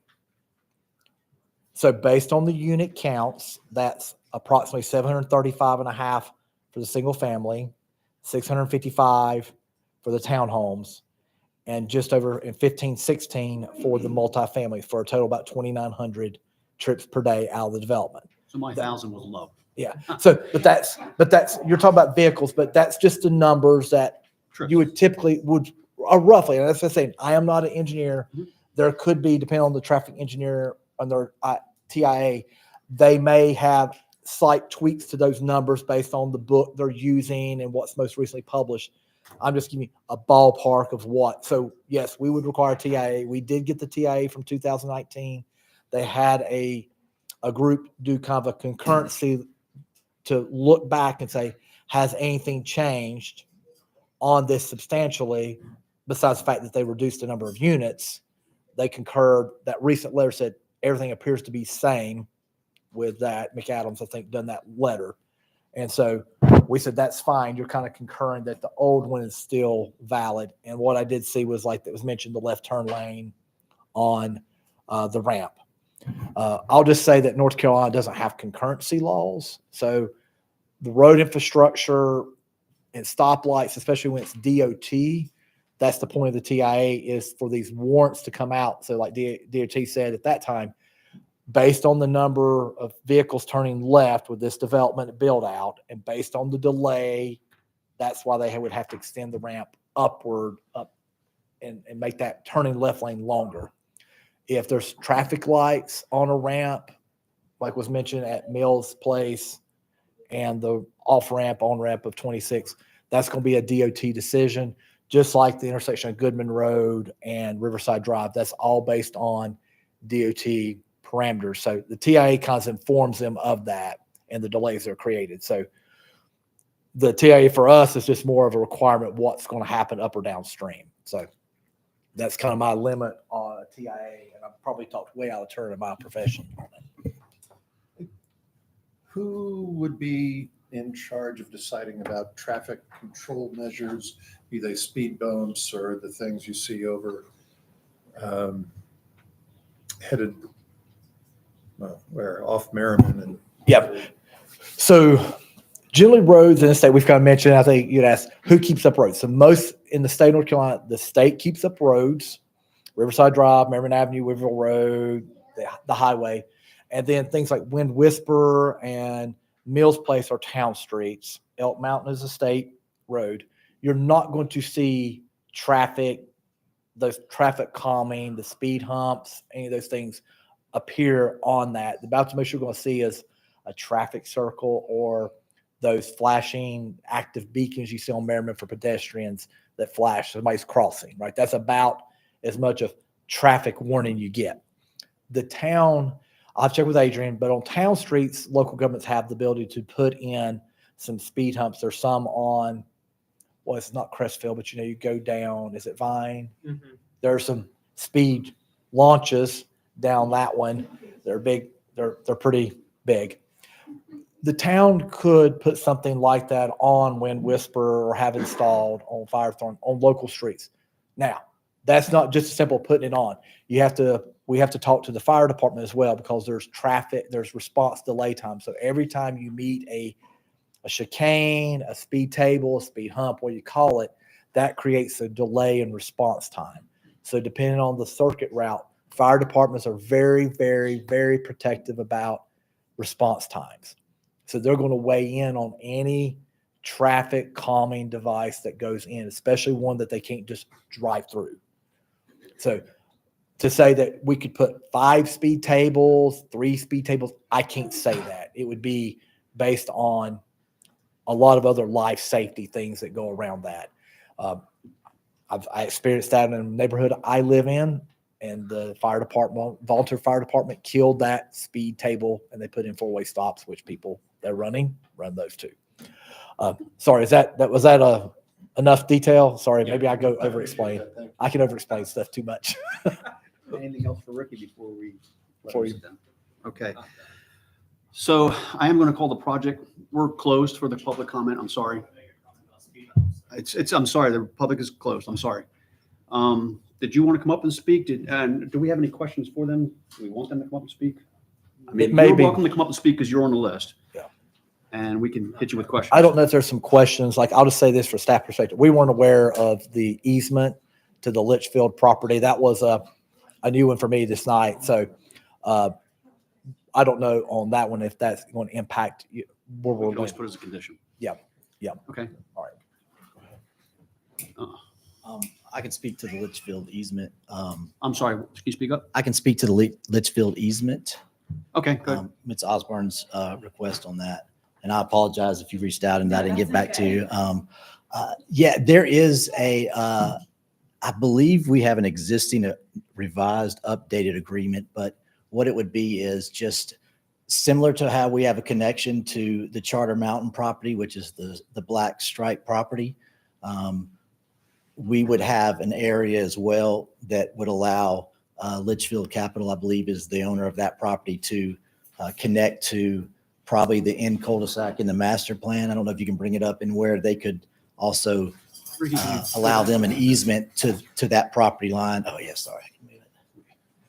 Off this end cul-de-sac to the far west there, where they could provide an access to their property if needed. And again, you can see on the arrow there where we have a connection to the Charter Mountain with the arrow there just to the east. So you're talking about the cul-de-sac that's kind of straight up? The far cul-de-sac if you follow the power line all the way to the east, yes, those last cul-de-sac. You see that? Can you come around here and point that to us? I'm sorry. That's all right. And then point it to the rest of the people. This one. Oh, okay. So I'm sorry. I thought you were going up that This one. is their property. Okay. And I think to read the Charter Mountain property stops like this, so they don't have an access to there. But we would allow them to come up through here if they needed to get. So, and that section that they would be connecting to, and the section that Charter Mountain is connected to, that'll be 20-foot roads and not the small roads like you said up top, correct? Correct. That would be it. Okay. Hey, Dan, I'm sorry. You don't mind using the giant cursor? Oh, yeah. Will you do that up there so that way Yeah. everybody can see? 'Cause I want Sure. especially with Sure. One person question. So this is the Charter Mountain project that's already approved and I believe started some. And this would be a connection through Altura to their property. And they will have, I believe, two connections on the riverside, I believe. One connection on the riverside. This is the Litchfield Capital property that Ms. Osborne spoke about right here. And what I'm saying is we obviously do not have an issue providing an easement through here if they needed to build some type of access to their property as well. But is that wetlands there? It is not. It is not. I see wetland. That's It says wetlands that's and up above delineation. the cul-de-sac at the. Oh, okay. Oh, sorry. Yeah. Well, we would avoid. Give them if something there they is- can't build on that doesn't. Yeah. Yeah. Well, this is the only area that we connect to that property. So this is the only area we really could give them potentially through here. All right, I don't want to hold this all up because that'll be a condition if Yeah. if this gets approved, that's going to be a condition that's going to be enough. worked out between you two before you can get permits. Fair enough. So, Fair enough. But that would mean that if they develop that, there would just be more traffic coming Yes. through that. if you could state your name and address and what your affiliation with the project is for us, please. I know you're not on the map, but. Yeah, my name is Jason Gillen. I'm with Site Design Studio. We're the land planner, landscape architect consultant as part of this development team. We were also involved with the Charter Mountain project, if some of you may recall. And our clients, Stars and Stripes, were also the previous owners of the old Springs of North Asheville, now Waterstone. So that, like this, they purchased that, got it out of trouble, found a development partner, and you all have seen the success of that come to fruition. We're kind of dealing with the same issue here. This is a complicated project. Charter Mountain and some of their conditions of approval rely on this development and vice versa in terms of ingress, egress, fire safety, utilities. Charter Mountain secured the MSD, offsite MSD improvements that this development has to tie into for its success. And we have 41 out parcels associated with the original development, 41 not under Stars and Stripes ownership that are relying on them to figure this puzzle out so they can have access to water and sewer.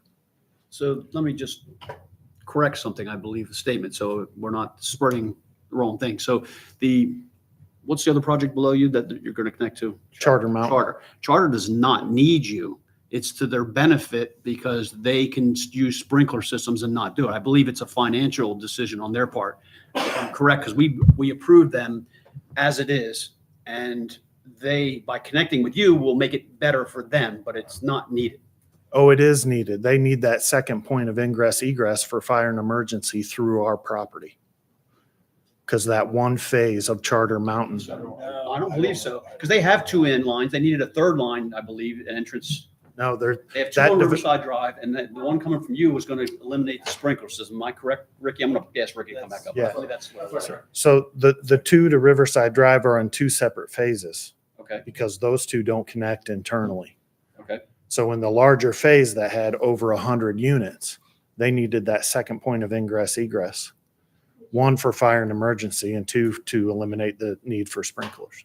So Charter Mountain is dependent upon us for certain things that they've been approved on. So my point being is the original developments and the intent of all this is very complicated. And these developments rely on one another. It's not all there yet, but it needs to be there eventually. With respect to the traffic, the TIA, with that being a condition of approval, if it doesn't go well, then this thing can't happen. We know that. The previous TIA was done in 2018 when we were before this board previously. I heard mention of 2012, 13. I'm not aware of that. And of course, we have the original development. So we're potentially here for the fourth time regarding this development, twice with the current owners. When we were here before this board in 2018, there was a total development of 447 units. That's been reduced pretty significantly by 53 units. So over 10%, 12, 13%, somewhere in that range. And I would like to just remind this board, this is not a new project. We're not coming before you presenting 300 plus units. There's 187 existing platted lots. We don't have to be here. That could start tomorrow, right? There's 85 existing lots in the steep slope. We're reducing that to 65 and transferring that to a multifamily density and product that has less traffic impact than what was previously approved. In addition, there was conditions to approval for Charter Mountain. They have a TIA, it's been updated, and they have off-site requirements. And if I'm not mistaken, one of those off-site requirements is improvements all the way down at the MSD intersection of Elk Mountain and Riverside Drive. There are, I think part of their TIA approval is improvements at that intersection. So separately from their TIA and their off-site improvements, this will also have those requirements, likely more than what the previous TIA recommended. And to answer your question, sir, the folks that do this traffic engineering and study and work with DOT, it would be, they make recommendations for intersection improvements, and DOT has to accept those. And so they collaborate. There's a team of people at these firms and at DOT that make that happen. Other than that, we've gone through a tedious, just a little more detail. Within the steep slope overlay, if we weren't going to come before this board today and start building homes tomorrow, which couldn't happen because of all the infrastructure that we need to address and improve potentially. We have 17 acres that we could disturb in the steep slope overlay. We're not asking to disturb more than that. We're asking, like Ricky showed that exhibit, we're going to remove these parcels from the equation, and we would like to lessen the density in the steep slope overlay in a more developable manner than what was presented, 17 years ago. I believe that's all I have to say for now, and I'm happy to answer any more questions. Question. If you already have approval to go build something, then why aren't you just building now? These parcels are not developable. They're very, very small. If you've looked at the plat, certainly we could, but it's not going to be conducive or consistent with adjacent neighborhoods. We've heard we've got $1 million products adjacent to this development. Yes, and we anticipate that on the single family products. I think from a more affordable approach, that's why we're introducing the apartments as part of this. There's a lack of housing at a more affordable price, and apartments are one of those types of products that start to amend that issue. So like I said. So if I'm hearing this, you could build today if you wanted to, but you would price yourself out of the market because the houses would be too expensive. No. The property you have? I mean, if you look at these lots, they're 50 feet wide. They're 5,000 square foot lots.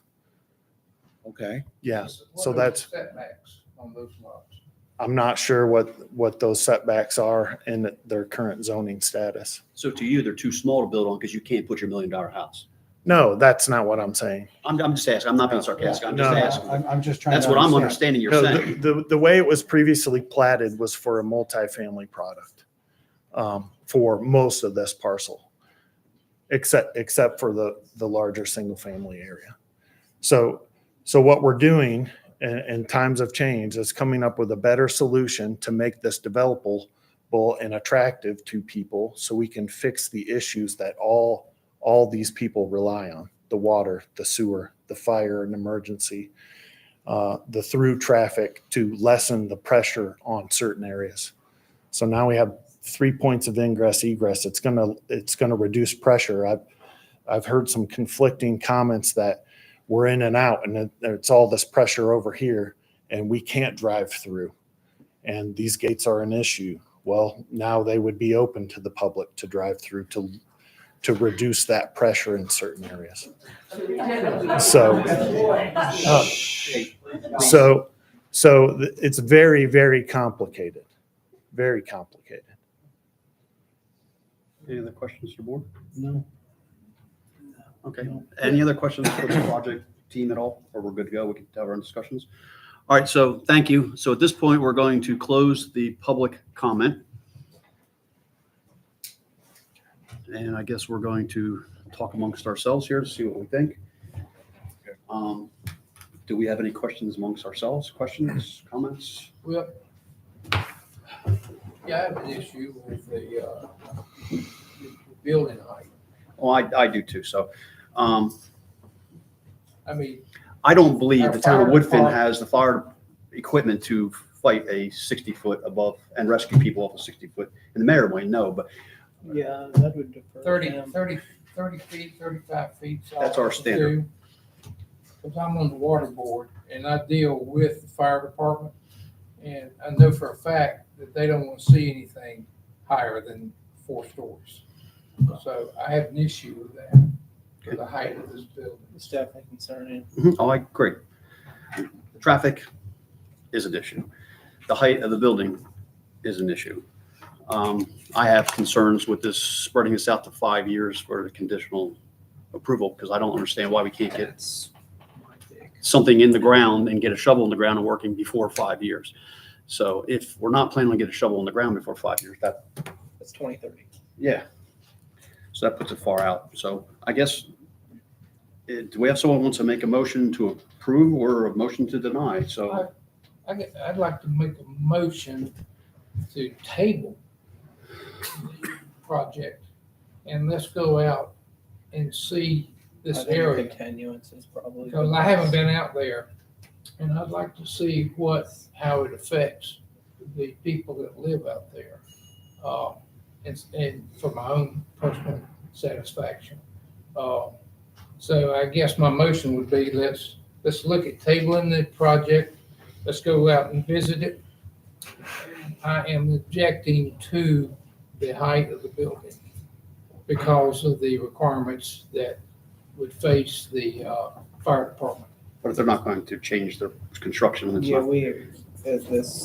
Well, they may have, I mean, I'd rather do it tonight and move on. That's my opinion. Does anybody have objections? Yeah. The only thing I will say is that there are conditions, Exhibit D, so we could walk through the Exhibit D conditions if you'd like to. If there's a couple pain points or pinch points, you're always welcome to bring the development team back up here and ask him if he would modify it. Because again, we can't put conditions on them that they object to. And if we don't like the plan or the conditions or modifications requested, the board, like you said, could vote to approve it. They could vote to continue it to the next date to try to address some of that. Y'all can vote to recommend denial, disapproval, and that would then go to town council at the next meeting. Or, I just leave that to y'all. So if there's a couple of pain points, I think it'd be helpful for me, staff, to know if we need to work with the development team, regardless of the outcome tonight. If it comes back here or goes to council, if they need to adjust those modifications. What was the board's particular pain points? Like the height, I'm hearing height is one of them. Traffic is a big issue. Yes. Okay, that's number one. And I think I'll put that as number two. Number one, I don't believe, I could be wrong, we'll speak for the board, but the board will not approve it at a 60-foot. I don't believe that that's going to fly tonight. So unless they're going to come back and say, we're going to cap it at 35 feet, which economically probably won't happen, I'm just throwing this out there. I mean, does anybody want to give an argument against what I'm saying? I mean, No, my concern is the traffic, and I'm concerned the young lady who's representing this piece of property that's landlocked. That's another one, yes. Okay, That so, needs to be resolved. and so if we're already concerned about traffic with this piece of property, and then we're going to bolt on something on top of that, that we don't know what's going to be there. Well, one that's thing only we're going to add to the We're traffic. talking about Altura, this project, how much it's going to put on, and we're going to say, what, 1,700 trips? 2,900 trips. That doesn't count what the other project is going to feed through, because once we connect, that project's going to feed through it. So it's going to be well over 3,000, because I think theirs was over. It was 300 houses. Yeah, Most so- of that was feed so now directly you're into talking Riverside, but yes. 6,000 trips, am I? Yes. Plus the new trip. And the plus new- them. So Yeah, we're well above 6,000 new trips coming through that little road. Yeah. So, I mean, I don't, That's too much. that's too much. I would caution on being, speculating on the potential of any of this stuff. Again, I think the traffic is definitely an issue. My big problem is potentially the height. I think the safety is a huge problem. And I mean, getting a fire truck up there is already going to be fairly hard. Getting a fire truck that is able to get up, because they would have to call another department. Getting a fire truck that's able to get up to that 60-foot is something that I just don't happen in a time that's going to be able to be safe. Yeah, or get a person off the roof. Yeah, exactly. Immediately. So, Ricky? Yeah. Would a new TIA include the eastern egress, regress, ingress out through Wind Whisperer and 226? Would it include that whole neighborhood or just the neighborhood in question here? I'll say I don't know. I'm not qualified to say. I would say that sometimes they'll take into account background, they'll take into account other development occurring, but I am not a traffic engineer. I can't say that. Okay.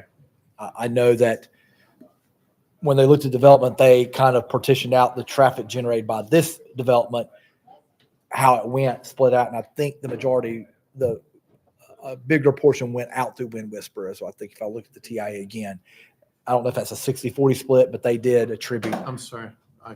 Sorry. My ears don't Yeah. hear two conversations. But again, that'll, I'm not a traffic engineer. We'd have to have an engineer to tell us that if they take in what's currently under development. Because also the question is, if each individual has their own traffic study, is that not going to be done as a group? Because individually, they may not be bad, but if you put it in a group, it's going to be. And that's why I think that if there's an approved project like Charter Mountain, like a new TIA would look at the impacts, because that's coming. Obviously, when a project's built out, then now that becomes the new background data. Like just like when Firethorn was built, that impacted Mills Place.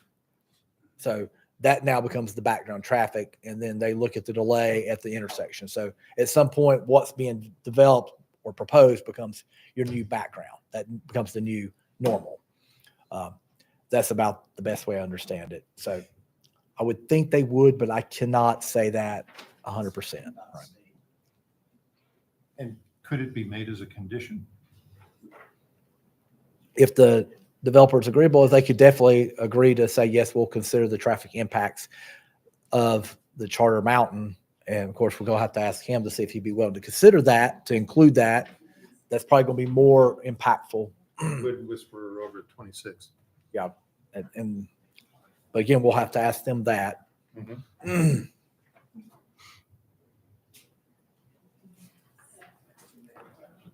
So let me make sure I've caught down so far. So we're the 60-foot maximum height on the multifamily. And then I believe we would not grant that. Yeah, so that's the pain points right now. And then would like to see the easement for the Litchfield Capital that be resolved. Well, we don't want a landlocked piece of land. Yeah, I understand. So, But they're you would gonna like to have see come some up with solution. kind of agreement. They need to work that out. Yeah, Yeah. I think, this seems to just be at least talked about for the first time at this meeting. Yeah. So that's a concern of mine. I don't think we should give an approval if we're going to take a neighbor and totally landlock them. Okay. And just not knocking anyway, but just saying, oh yeah, we'll give it to you. That's not- Doesn't necessarily fly because we all know how that goes. So they will have to work out an agreement and have it in writing before it goes anywhere. And it will impact the site plans proposed, because if that now is indicated, then we'll have to back out that open space area and or a potential grading. Now, it's not steep slope, what he pointed to, so that's not a problem with steep slope, but it's still open space, and our condition was 25 minimum acres, and he had 31. So I don't think it's a big deal, but it's good to have a site plan, especially with this kind of change. Because it'll change it. Yeah, it's going to change it. So I did whisper to him before it goes to council, I needed that. So, all right. So what was the other besides traffic? I want to ask a question. Can you give us your brilliant historical There we go. input? I've got some concerns about it, starting with the amount of traffic that's going to be on all these roads, number one, and the width of the roads, would it have it? Cars coming and going. Number two, you talked about fire protection.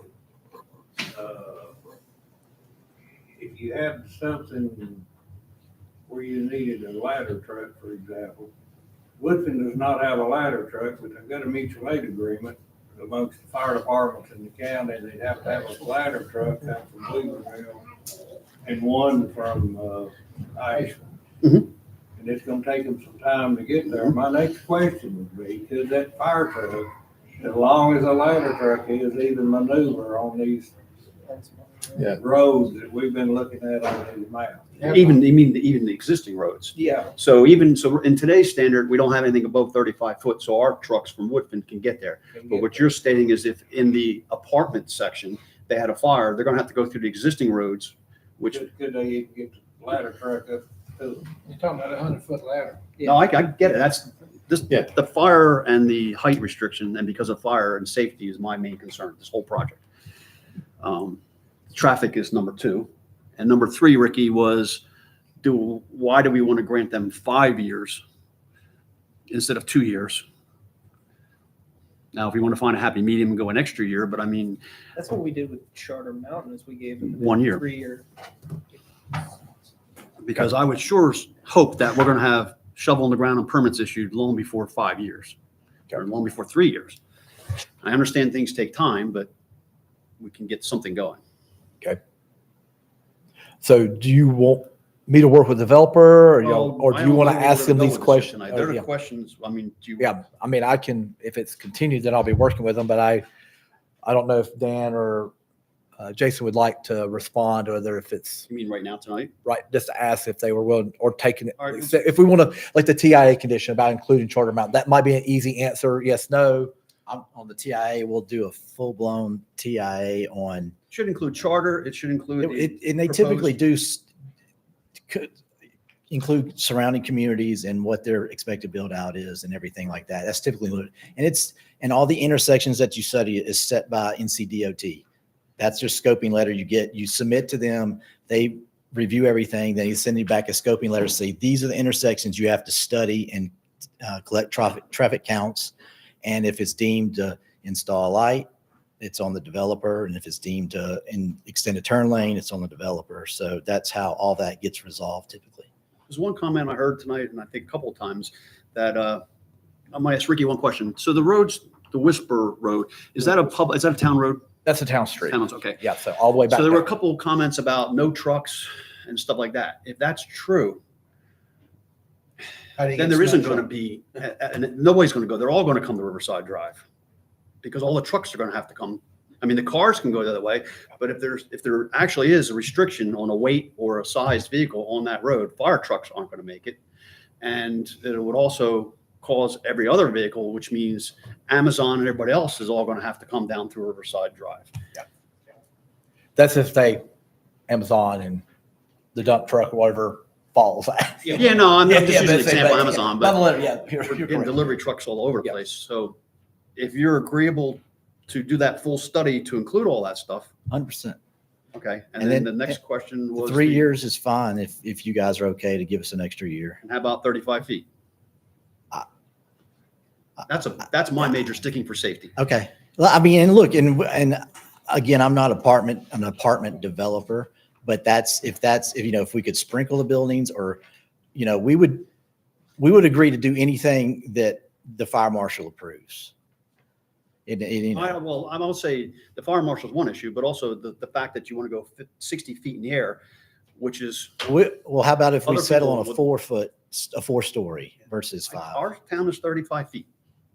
You're asking us to change that. And if everything was real pretty and sweet and you wanted to go up an extra 4 or an extra 5 feet, it's fine. But there's multiple layers of this thing, and I have some big concerns, and that I can't just brush that away. We can't just brush that away. So I don't think you're going to get out of this board that kind of a height at all. Okay. That's my personal opinion. I haven't polled the board, but I don't believe that's going to happen. So Okay, if then you're we'll- willing to come down to 35 feet, Then we'll stick to code, to Woodfin code, if that's, yeah. So with that type of construction and that type of use, the way it's defined architecturally, those buildings would have to be sprinkled. So the need for, you know, a ladder truck is obsolete. no, for that's not that true, type because of- if a person is staying on the roof and needs help, or in the window on the top floor and needs help, you need a ladder truck. Well, So I'm looking at like as a safety standpoint, you can't Yeah. get them there. It's not just putting the fire out. If it burns to the ground, it burns to the ground. I'm more concerned about people's lives and Yeah, stuff like I that. mean, there's a life safety plan involved with these architecture buildings, and there's corridors and ladders or corridors and stairs and elevators, all associated with this life safety plan and places of ingress egress. So that's a building code issue. Fire departments locally have to address. So the height, from my perspective, with respect to fighting a fire and life safety, we have over everywhere, including the town center here in Woodfin. I don't think those structures at the base of Reynolds Mountain are existing 35 feet, if I'm not mistaken. Those are at least 4 stories. And that was prior to me, and it was prior to most people on this board, and Yeah. it was prior to the ordinance, because we did not have a 35-foot Sure, restriction sure. back then. Sure, but 4 and 5 story apartment buildings are pretty common.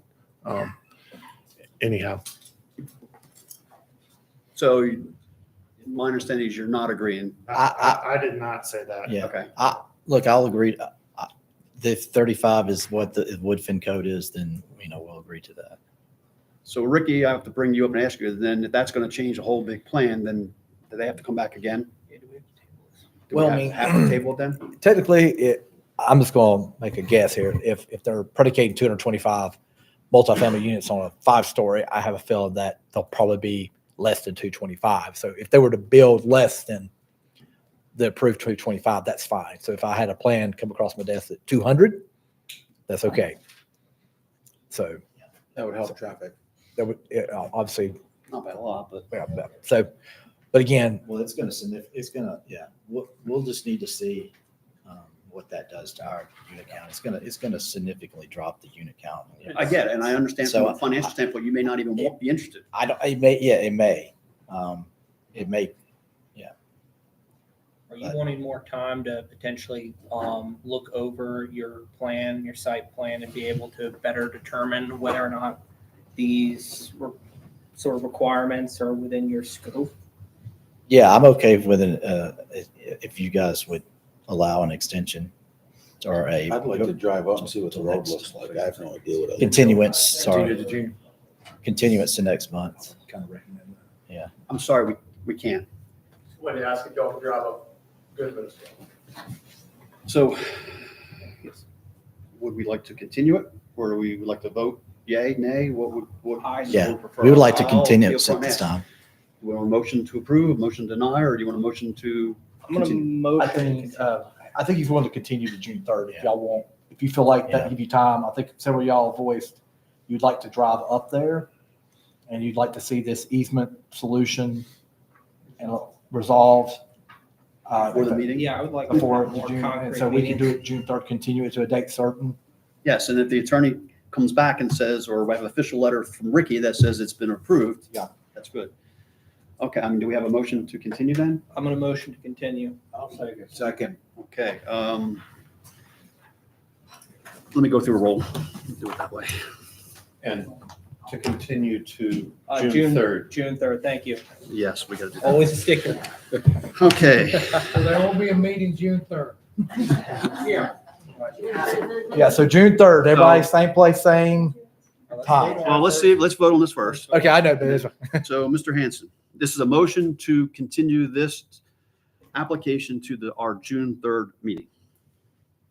Yes. Approved. Mr. Valentine, Approve. Mr. Hopkins, Approved. Mr. Vihan, Yeah. Mr. Young, Here. Mr. Hayes, yes. Okay, so that being said, I will make the official announcement that we will not be advertising for this meeting. You're welcome to come, but you will not be getting a notification for this meeting being continued to next month. Correct. Got to get it all in? That's it. June Yes. 3rd. Same place, same time, June 3rd. I'll update the sign that's on the ground, so I'll go out there, we'll update, Maria will make a new updated map for it, but I'll put those and update the signs. But that'll be as far as notification goes, but it'll be open. You just want to give everybody about 2 minutes for the room to clear out before we move Yeah, on? just take a 5 or 10 minute recess. Okay.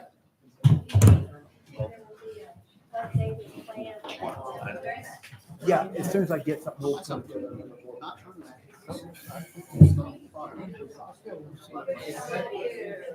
I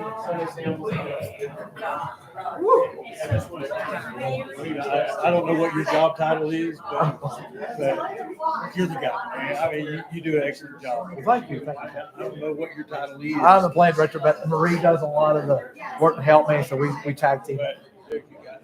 I just want to compliment you. Well, thank you. Thank you so much. I enjoy working for the town. Exhibit A, are they online? Yes. Yeah, we've got it. If you need something, do you need my card? We can send, let me get a card.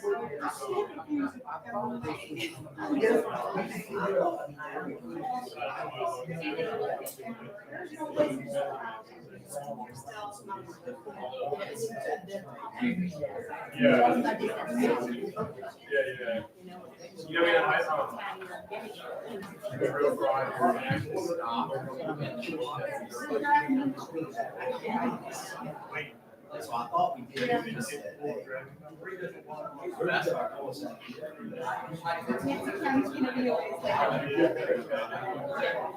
Yeah, absolutely. That's on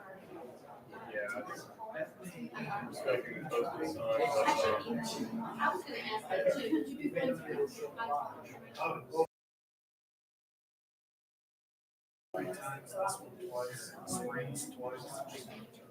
I've got 3 developments in 7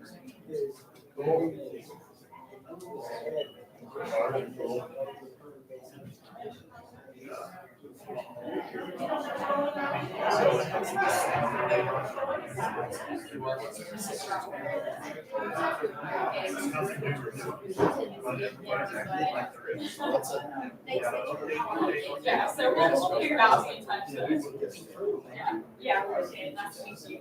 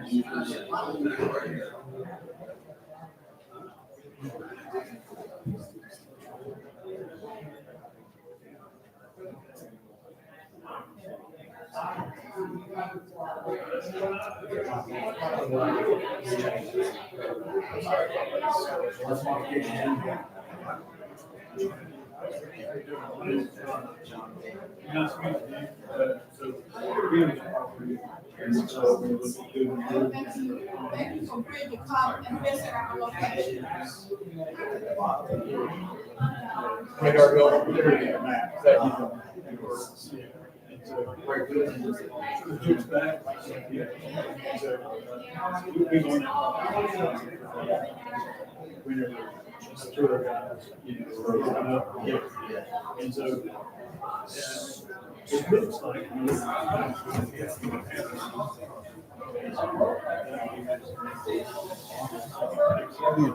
Nothing like the bluffs, though. That's a showstopper. Where was the bluffs? Oh, by Richmond Park. Oh, yeah. Richmond Hill. Yep.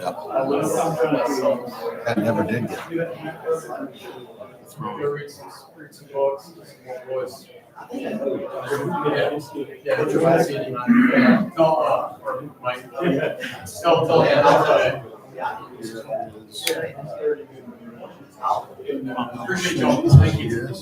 We're all in the community together.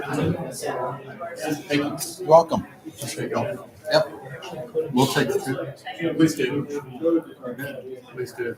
Yeah. Frankly, I thought it's not wind whisperer there, whatever it is, when it connects over to the off ramp. I thought that just went. I had no idea. It goes to a beautiful neighborhood, and it's impossible with all that traffic. And same with Goodman. Goodman is, we're not $1 million homes down there, but it would be. Sure. And Riverside, it's just be atrocious. I I just want to make sure we're all live, so anything you say, just make sure it's. Yep. Just remind me, just when you say things, it's on YouTube. What's that? It's on YouTube. Oh, yeah, that's cool. Just make sure you, Be careful what you're saying. Yeah. Right. Yeah. I'll keep my language clean. All I'm saying is, traffic is getting to be a challenge in Woodfin in a number of areas. We can manage that. It doesn't have to be that bad.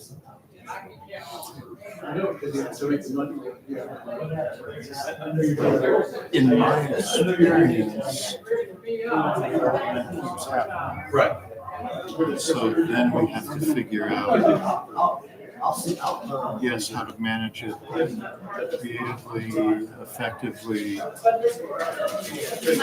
We're still live. You know it. You know it. Go have a ball. Thank you so much, guys. Participating. I'm bumping up to 70. Let's get this going. Let's take it down to 64, please. I'm usually the 60? 60?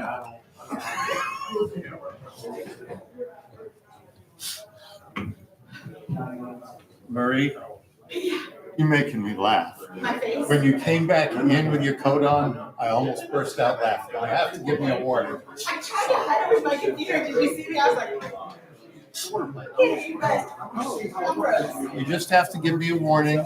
I'm going to get my coat. I was thinking I needed shorts a little bit ago. Well, I'm gonna, like I sleep at 67, I just sit here and do nothing.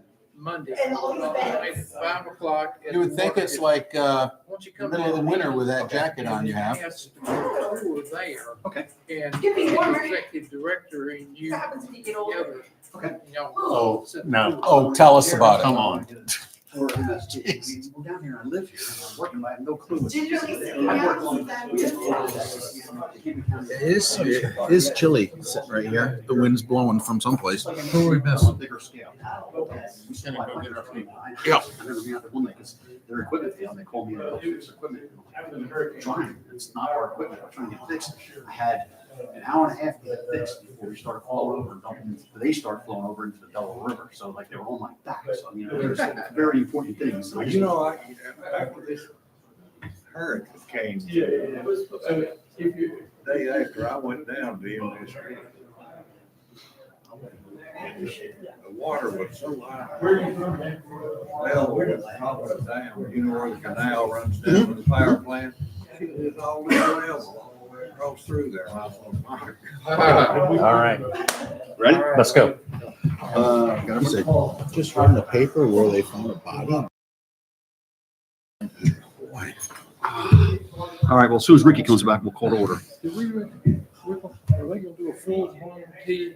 That's what we're asking for. But we'll find out next month. So- So gather all your questions. Everybody take a ride, because I've never been up and down those little roads, and I want to see. Yeah, I do too. Just mentioning that. Remember, we're live, Mike. Yep. I was just mentioning that I didn't know that the little road off the exit ramp went any further than the apartments. I had no idea there was all. Oh, I didn't know, I didn't know that. there's houses back there because when I first moved down here, That'll be the main. I had to stay in a drag across the long, valley. short-term rental weekend. I know I'd find it. I'd find a Really couple. beautiful houses back there. Are we ready to get All right. reconvene? Yes. Yes. Come on, Ricky, let's go. All right. So We are up to item F. Okay. New business. okay, so do you want me to read it? If you, this is an administrative review. So what we have is a major subdivision. It's the ministerial review, as y'all recall, with High Hopes. There's this is just meet the technical standards and you approve it. Tonight is the concept plan. So there's not going to be any vote or action on your behalf tonight. So this is just kind of looking at the plan, seeing what you think, make some recommendations of changes. So this was a concept plan for 13 lot major subdivision located on 3 parcels totaling 2.8 acres. It's going to read out. It's currently vacant. It's located, it's addressed as 99999 Old Marshall Highway. I don't know why. It's actually along Riverside Drive. I think because the parent parcel back in the day, a much larger parcel fronted on Old Marshall Highway. This is just some legacy address. The PIN numbers are identified in the county tax record as 9731-05-8955, as well as -067164, and then 9731-066324.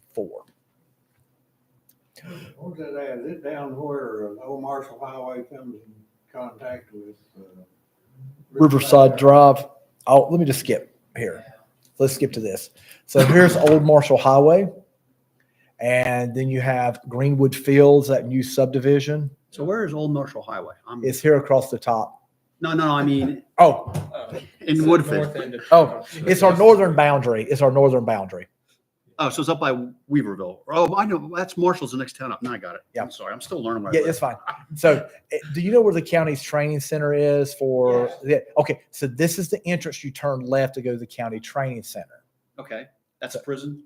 Yeah, the prison too. So right here, you make a left, you turn right. That's Old Marshall. There's A Greenwood. church and a, Yeah. and a bunch of Yeah. craftsmen homes. Right there on the corner. Okay, I know. Okay, I know. Yeah, exactly. that's Okay. all. That's Buncombe County zoning on the corner here. Okay. This is Woodfin Mountain Village. There's some Woodfin over here. R10. A little bit of this weird. R3 county zoning. The county training center, heavy industrial, and then our 3 subject parcels, Mountain Village. Okay. So that's here's your aerial county training center, very apparent. Yep.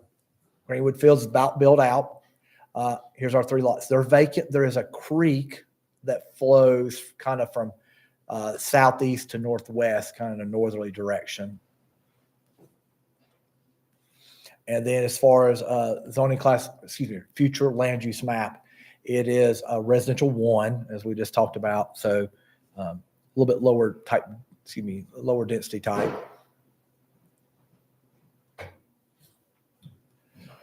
So let me back up to the plan. Here, I don't know why I had it in order this way. So they're having 13 lots. It's Mountain Village, like I said. There's no minimum lot size. Your setbacks are 0 on front, side, and rear. Very flexible district. All the lots will front on Riverside Drive.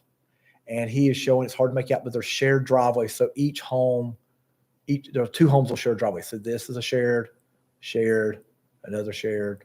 It's a state highway, and each one is fronting the state highway. We don't have control as far as. No, it's up to DOT. It's DOT. So they must grant them, correct? Yeah. Well, DOT would look at the parcel, but I think I talked to Nick, who's here. They talked to DOT about the driveways, and DOT preferred. Make sure you stop me if I'm wrong. We had a conversation, but they wanted the shared driveway configuration is preferred. And then this last house is own. As I mentioned, the creek along the back, and then there would be a 30-foot buffer yard, 30-foot buffer strip from the top of bank.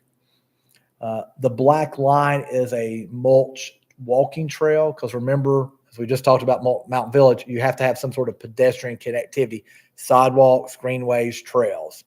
Again, it's a very small lot. Remember, High Hopes, 2.8 acres. It's really hard to kind of get that kind of critical mass. So they're doing a the mulch trail coming up to the street for the residents to be able to kind of wander back behind the homes and the open space area.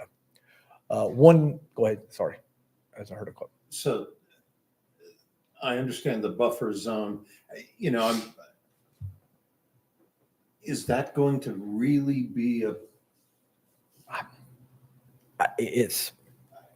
I don't want us to have something for the sake of having it if it's not going to be useful, helpful, et cetera. And the mulch trail, if it doesn't connect to anything else. I don't know how to answer that. That's kind of the ordinance requires. So the legal requirement, yes,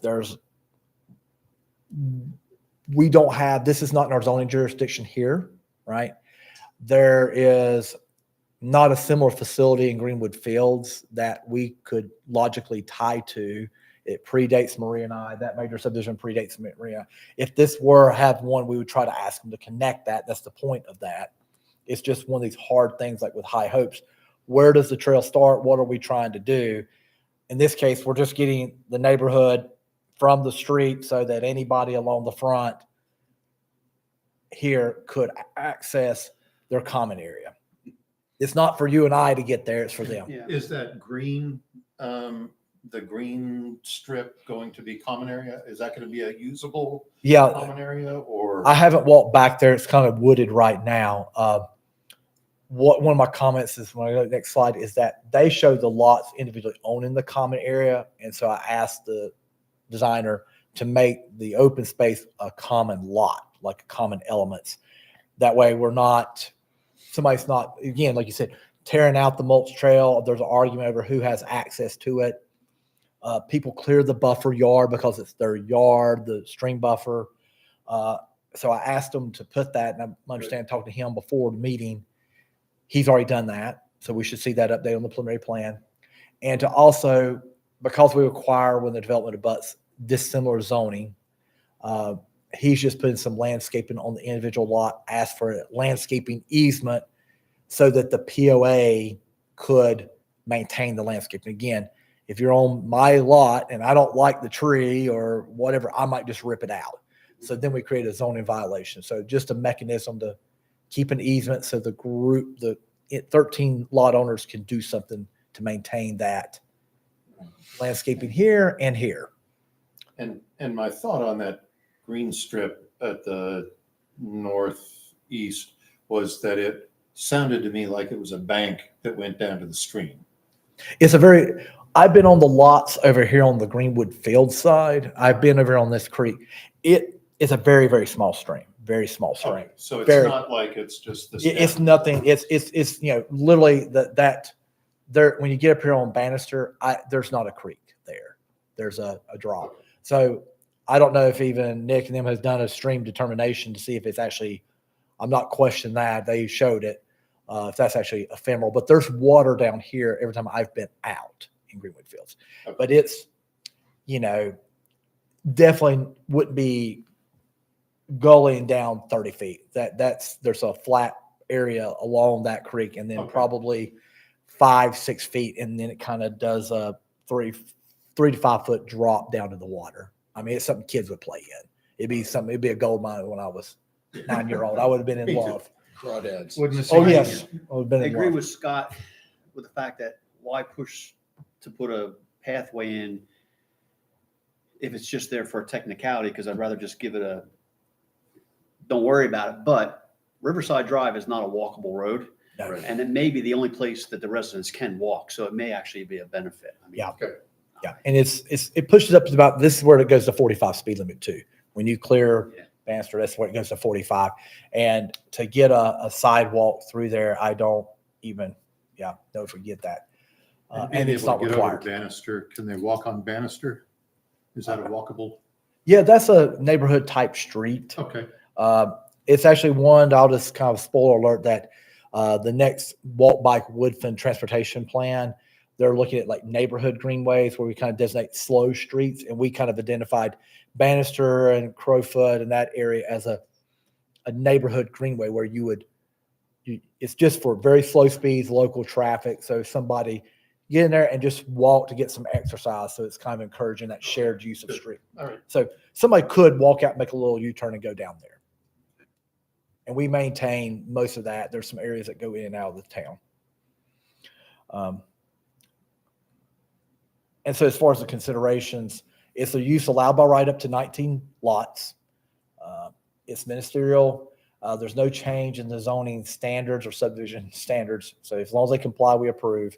And it'll come back before y'all for an official vote and approval as a preliminary plat. I anticipate, based on my conversation with Nick prior to the meeting, we should see that June 3rd.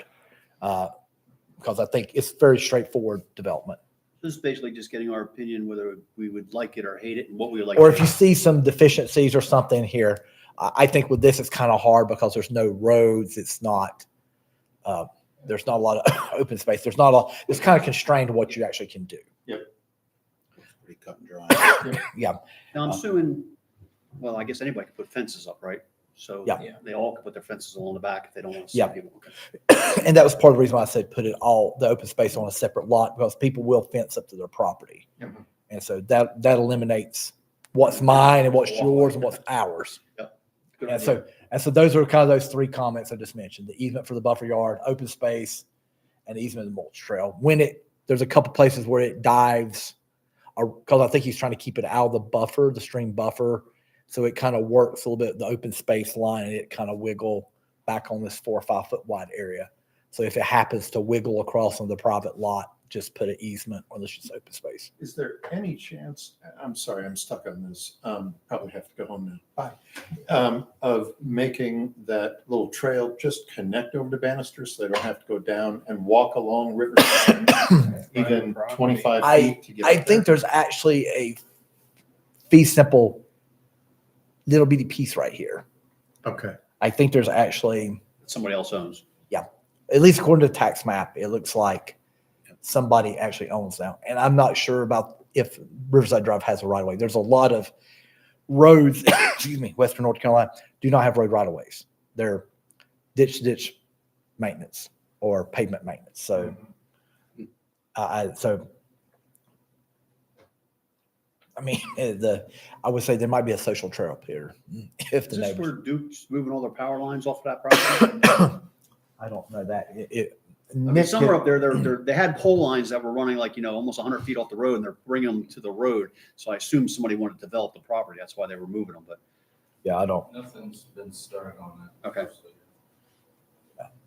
Yeah, I'm not aware of any power lines. Excuse me. My allergies are killing me. That's why I'm coughing. So anyway, Dr. Baum, there's no vote required by the board for a concept plan. That's it. Thank you, Marie. She's tired of hearing me cough. I had chewing gum for her. So And you may have said it, what is roughly the lot sizes, width and length? Just roughly. I'm just Nick, curious. do you want to answer that? Yeah, I'm not positive. It's somewhere around, Nick Bowman, Davis Soil Solutions. We're civil engineers. On Just the your project. best guess. I'm not. I think we did about 40 feet in width, or 45 feet in width. So it's going to be a smaller footprint, 1,200 square feet-ish. As Ricky mentioned, shared drives. It's going to be pretty small. Yeah. Affordable housing. Huh. It'll be, well, more affordable than maybe some of what we heard earlier. Yeah, I would hope. Yeah, they started at 600 and went up to over 1.5. Got pretty fast, didn't they? No, I think the project, me personally, I think it sounds good. Yeah. Just a few things. I've already made submittal to Buncombe County for erosion control, so we've already got erosion control approval. I have submitted to DOT. There's one thing, sorry, Ricky, if you don't mind me hijacking. Please do. Sorry, it's a little hard to tell, but lots 1 and 2 are the ones playing south. 1 and 2, as Ricky mentioned, each pair of these have a shared drive. So I've already made a submittal to DOT as well for driveway permitting. They take issue with the driveway location for 1 and 2. So the plan that we bring back to you guys later, I have to push that shared drive further into lot 2 to increase the sight distance, because further south it curves around And we have to have a certain sight distance from that curve, and DOT doesn't like it. So because of the speed of that road, we changed to 45 miles an hour. I have to increase that sight distance. And interestingly enough, where it's located is really close. But what I'm going to have to do is I'm going to have to push that shared drive more into lot 2. So when you guys see the new plan, it'll be revised. They just get an easement or It's not something? gonna hurt lot 1 getting out though. No, I'm going to have an easement. I'm going to have a driveway easement on lot 2 for the benefit of lot 1. So it'll be similar situation. We'll have shared drive still, but lot 2 will have a majority of the driveway. Kind of like treat like a flag lot. Yeah.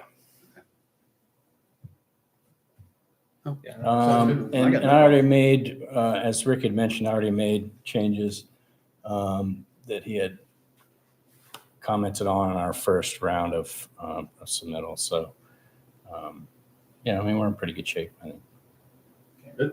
Good. Yeah, cool. Good luck. Thanks. I appreciate it. See you next month. Right. And That so, being said, so the last thing we have is a text amendment. I don't know who wrote this thing. It's just terrible. I didn't even look It's at really it. short. That's it? So yeah, so the request is, so you remember last month or was it April? Yes, we done the flood ordinance. Y'all recommended that. And right after we left this board, we realized as we were flipping to council that Shannon's like, oh, wait a second, we got a floodplain district. So it's an unused zoning district that's in chapter 54. Flood ordinance, the flood damage ordinance that y'all looked at and approved and got approved by council in April was chapter 14. So we have our separate, FEMA standard floodplain, flood damage protection. This one hasn't been applied. And with that, there's some of it conflicts. There's some definitions that kind of conflict with the flood damage ordinance. I wouldn't say it was useless. It would probably been good to map some of these. The problem is now we have what there's called Senate Bill 382 that passed back in December. If you remember, that was also the bill that reappropriated a lot of the governor's appointment powers, that what kind of made the news, the appointment powers for the governor, like the elections board. We just heard a court case. That was Senate 382. Down toward the end of that big long bill was a no down zoning provision.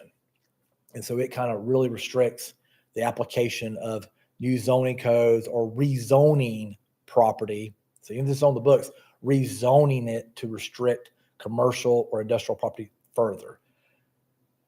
Oddly enough, a lot of our zoning districts that are in the floodplain are commercial and industrial. Think Silverline, what was Zillicoa Brewing, and then about everything on Weaverville Road from the fireplace all the way down Centerville Luncheonette, all those mini storage places.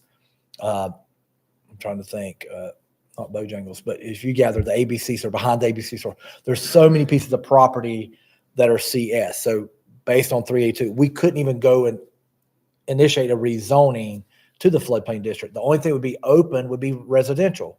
Well, that would just be a handful of residential properties down through the middle of that corridor, and then maybe Lee's Creek and all of that, and they're avoiding that. So with that said, and then it provides another layer for Marie, I, or Nate to try to, now Nate would be doing the floodplain. Now Marie and I are now trying to apply some slightly different standards. So in all that said, that's why we're saying just delete this section in its entirety to avoid the confusion, the potential getting crossways with the flood damage ordinance. And there could be that, there's areas that are outside. Oh, sorry, I called a question. Mm-hmm. Because we've had this in front of us. And it says, please delete it. Yep. And he's made a good argument for why we should delete He's it. saying, stop talking, Ricky. So he said, stop talking, Ricky. Okay. I would like to make a motion that we delete the section as requested. I'll second it. All in favor? Aye. Okay, done. Okay, simple. All right. You want official motion? That's fine. Y'all have had it tonight. That was very nice way of shutting me up, wasn't it, Marie? I was gonna let you go about another 3 minutes. Yeah, I was sorry. I just want to make sure it's like you got your money's worth tonight. That's all right. That's all I right. think you like check the box You tonight. convinced me. All right. All right. I move we adjourn. Second. Favor? Aye. I think Maria and I will catch you later, Mike, about signing.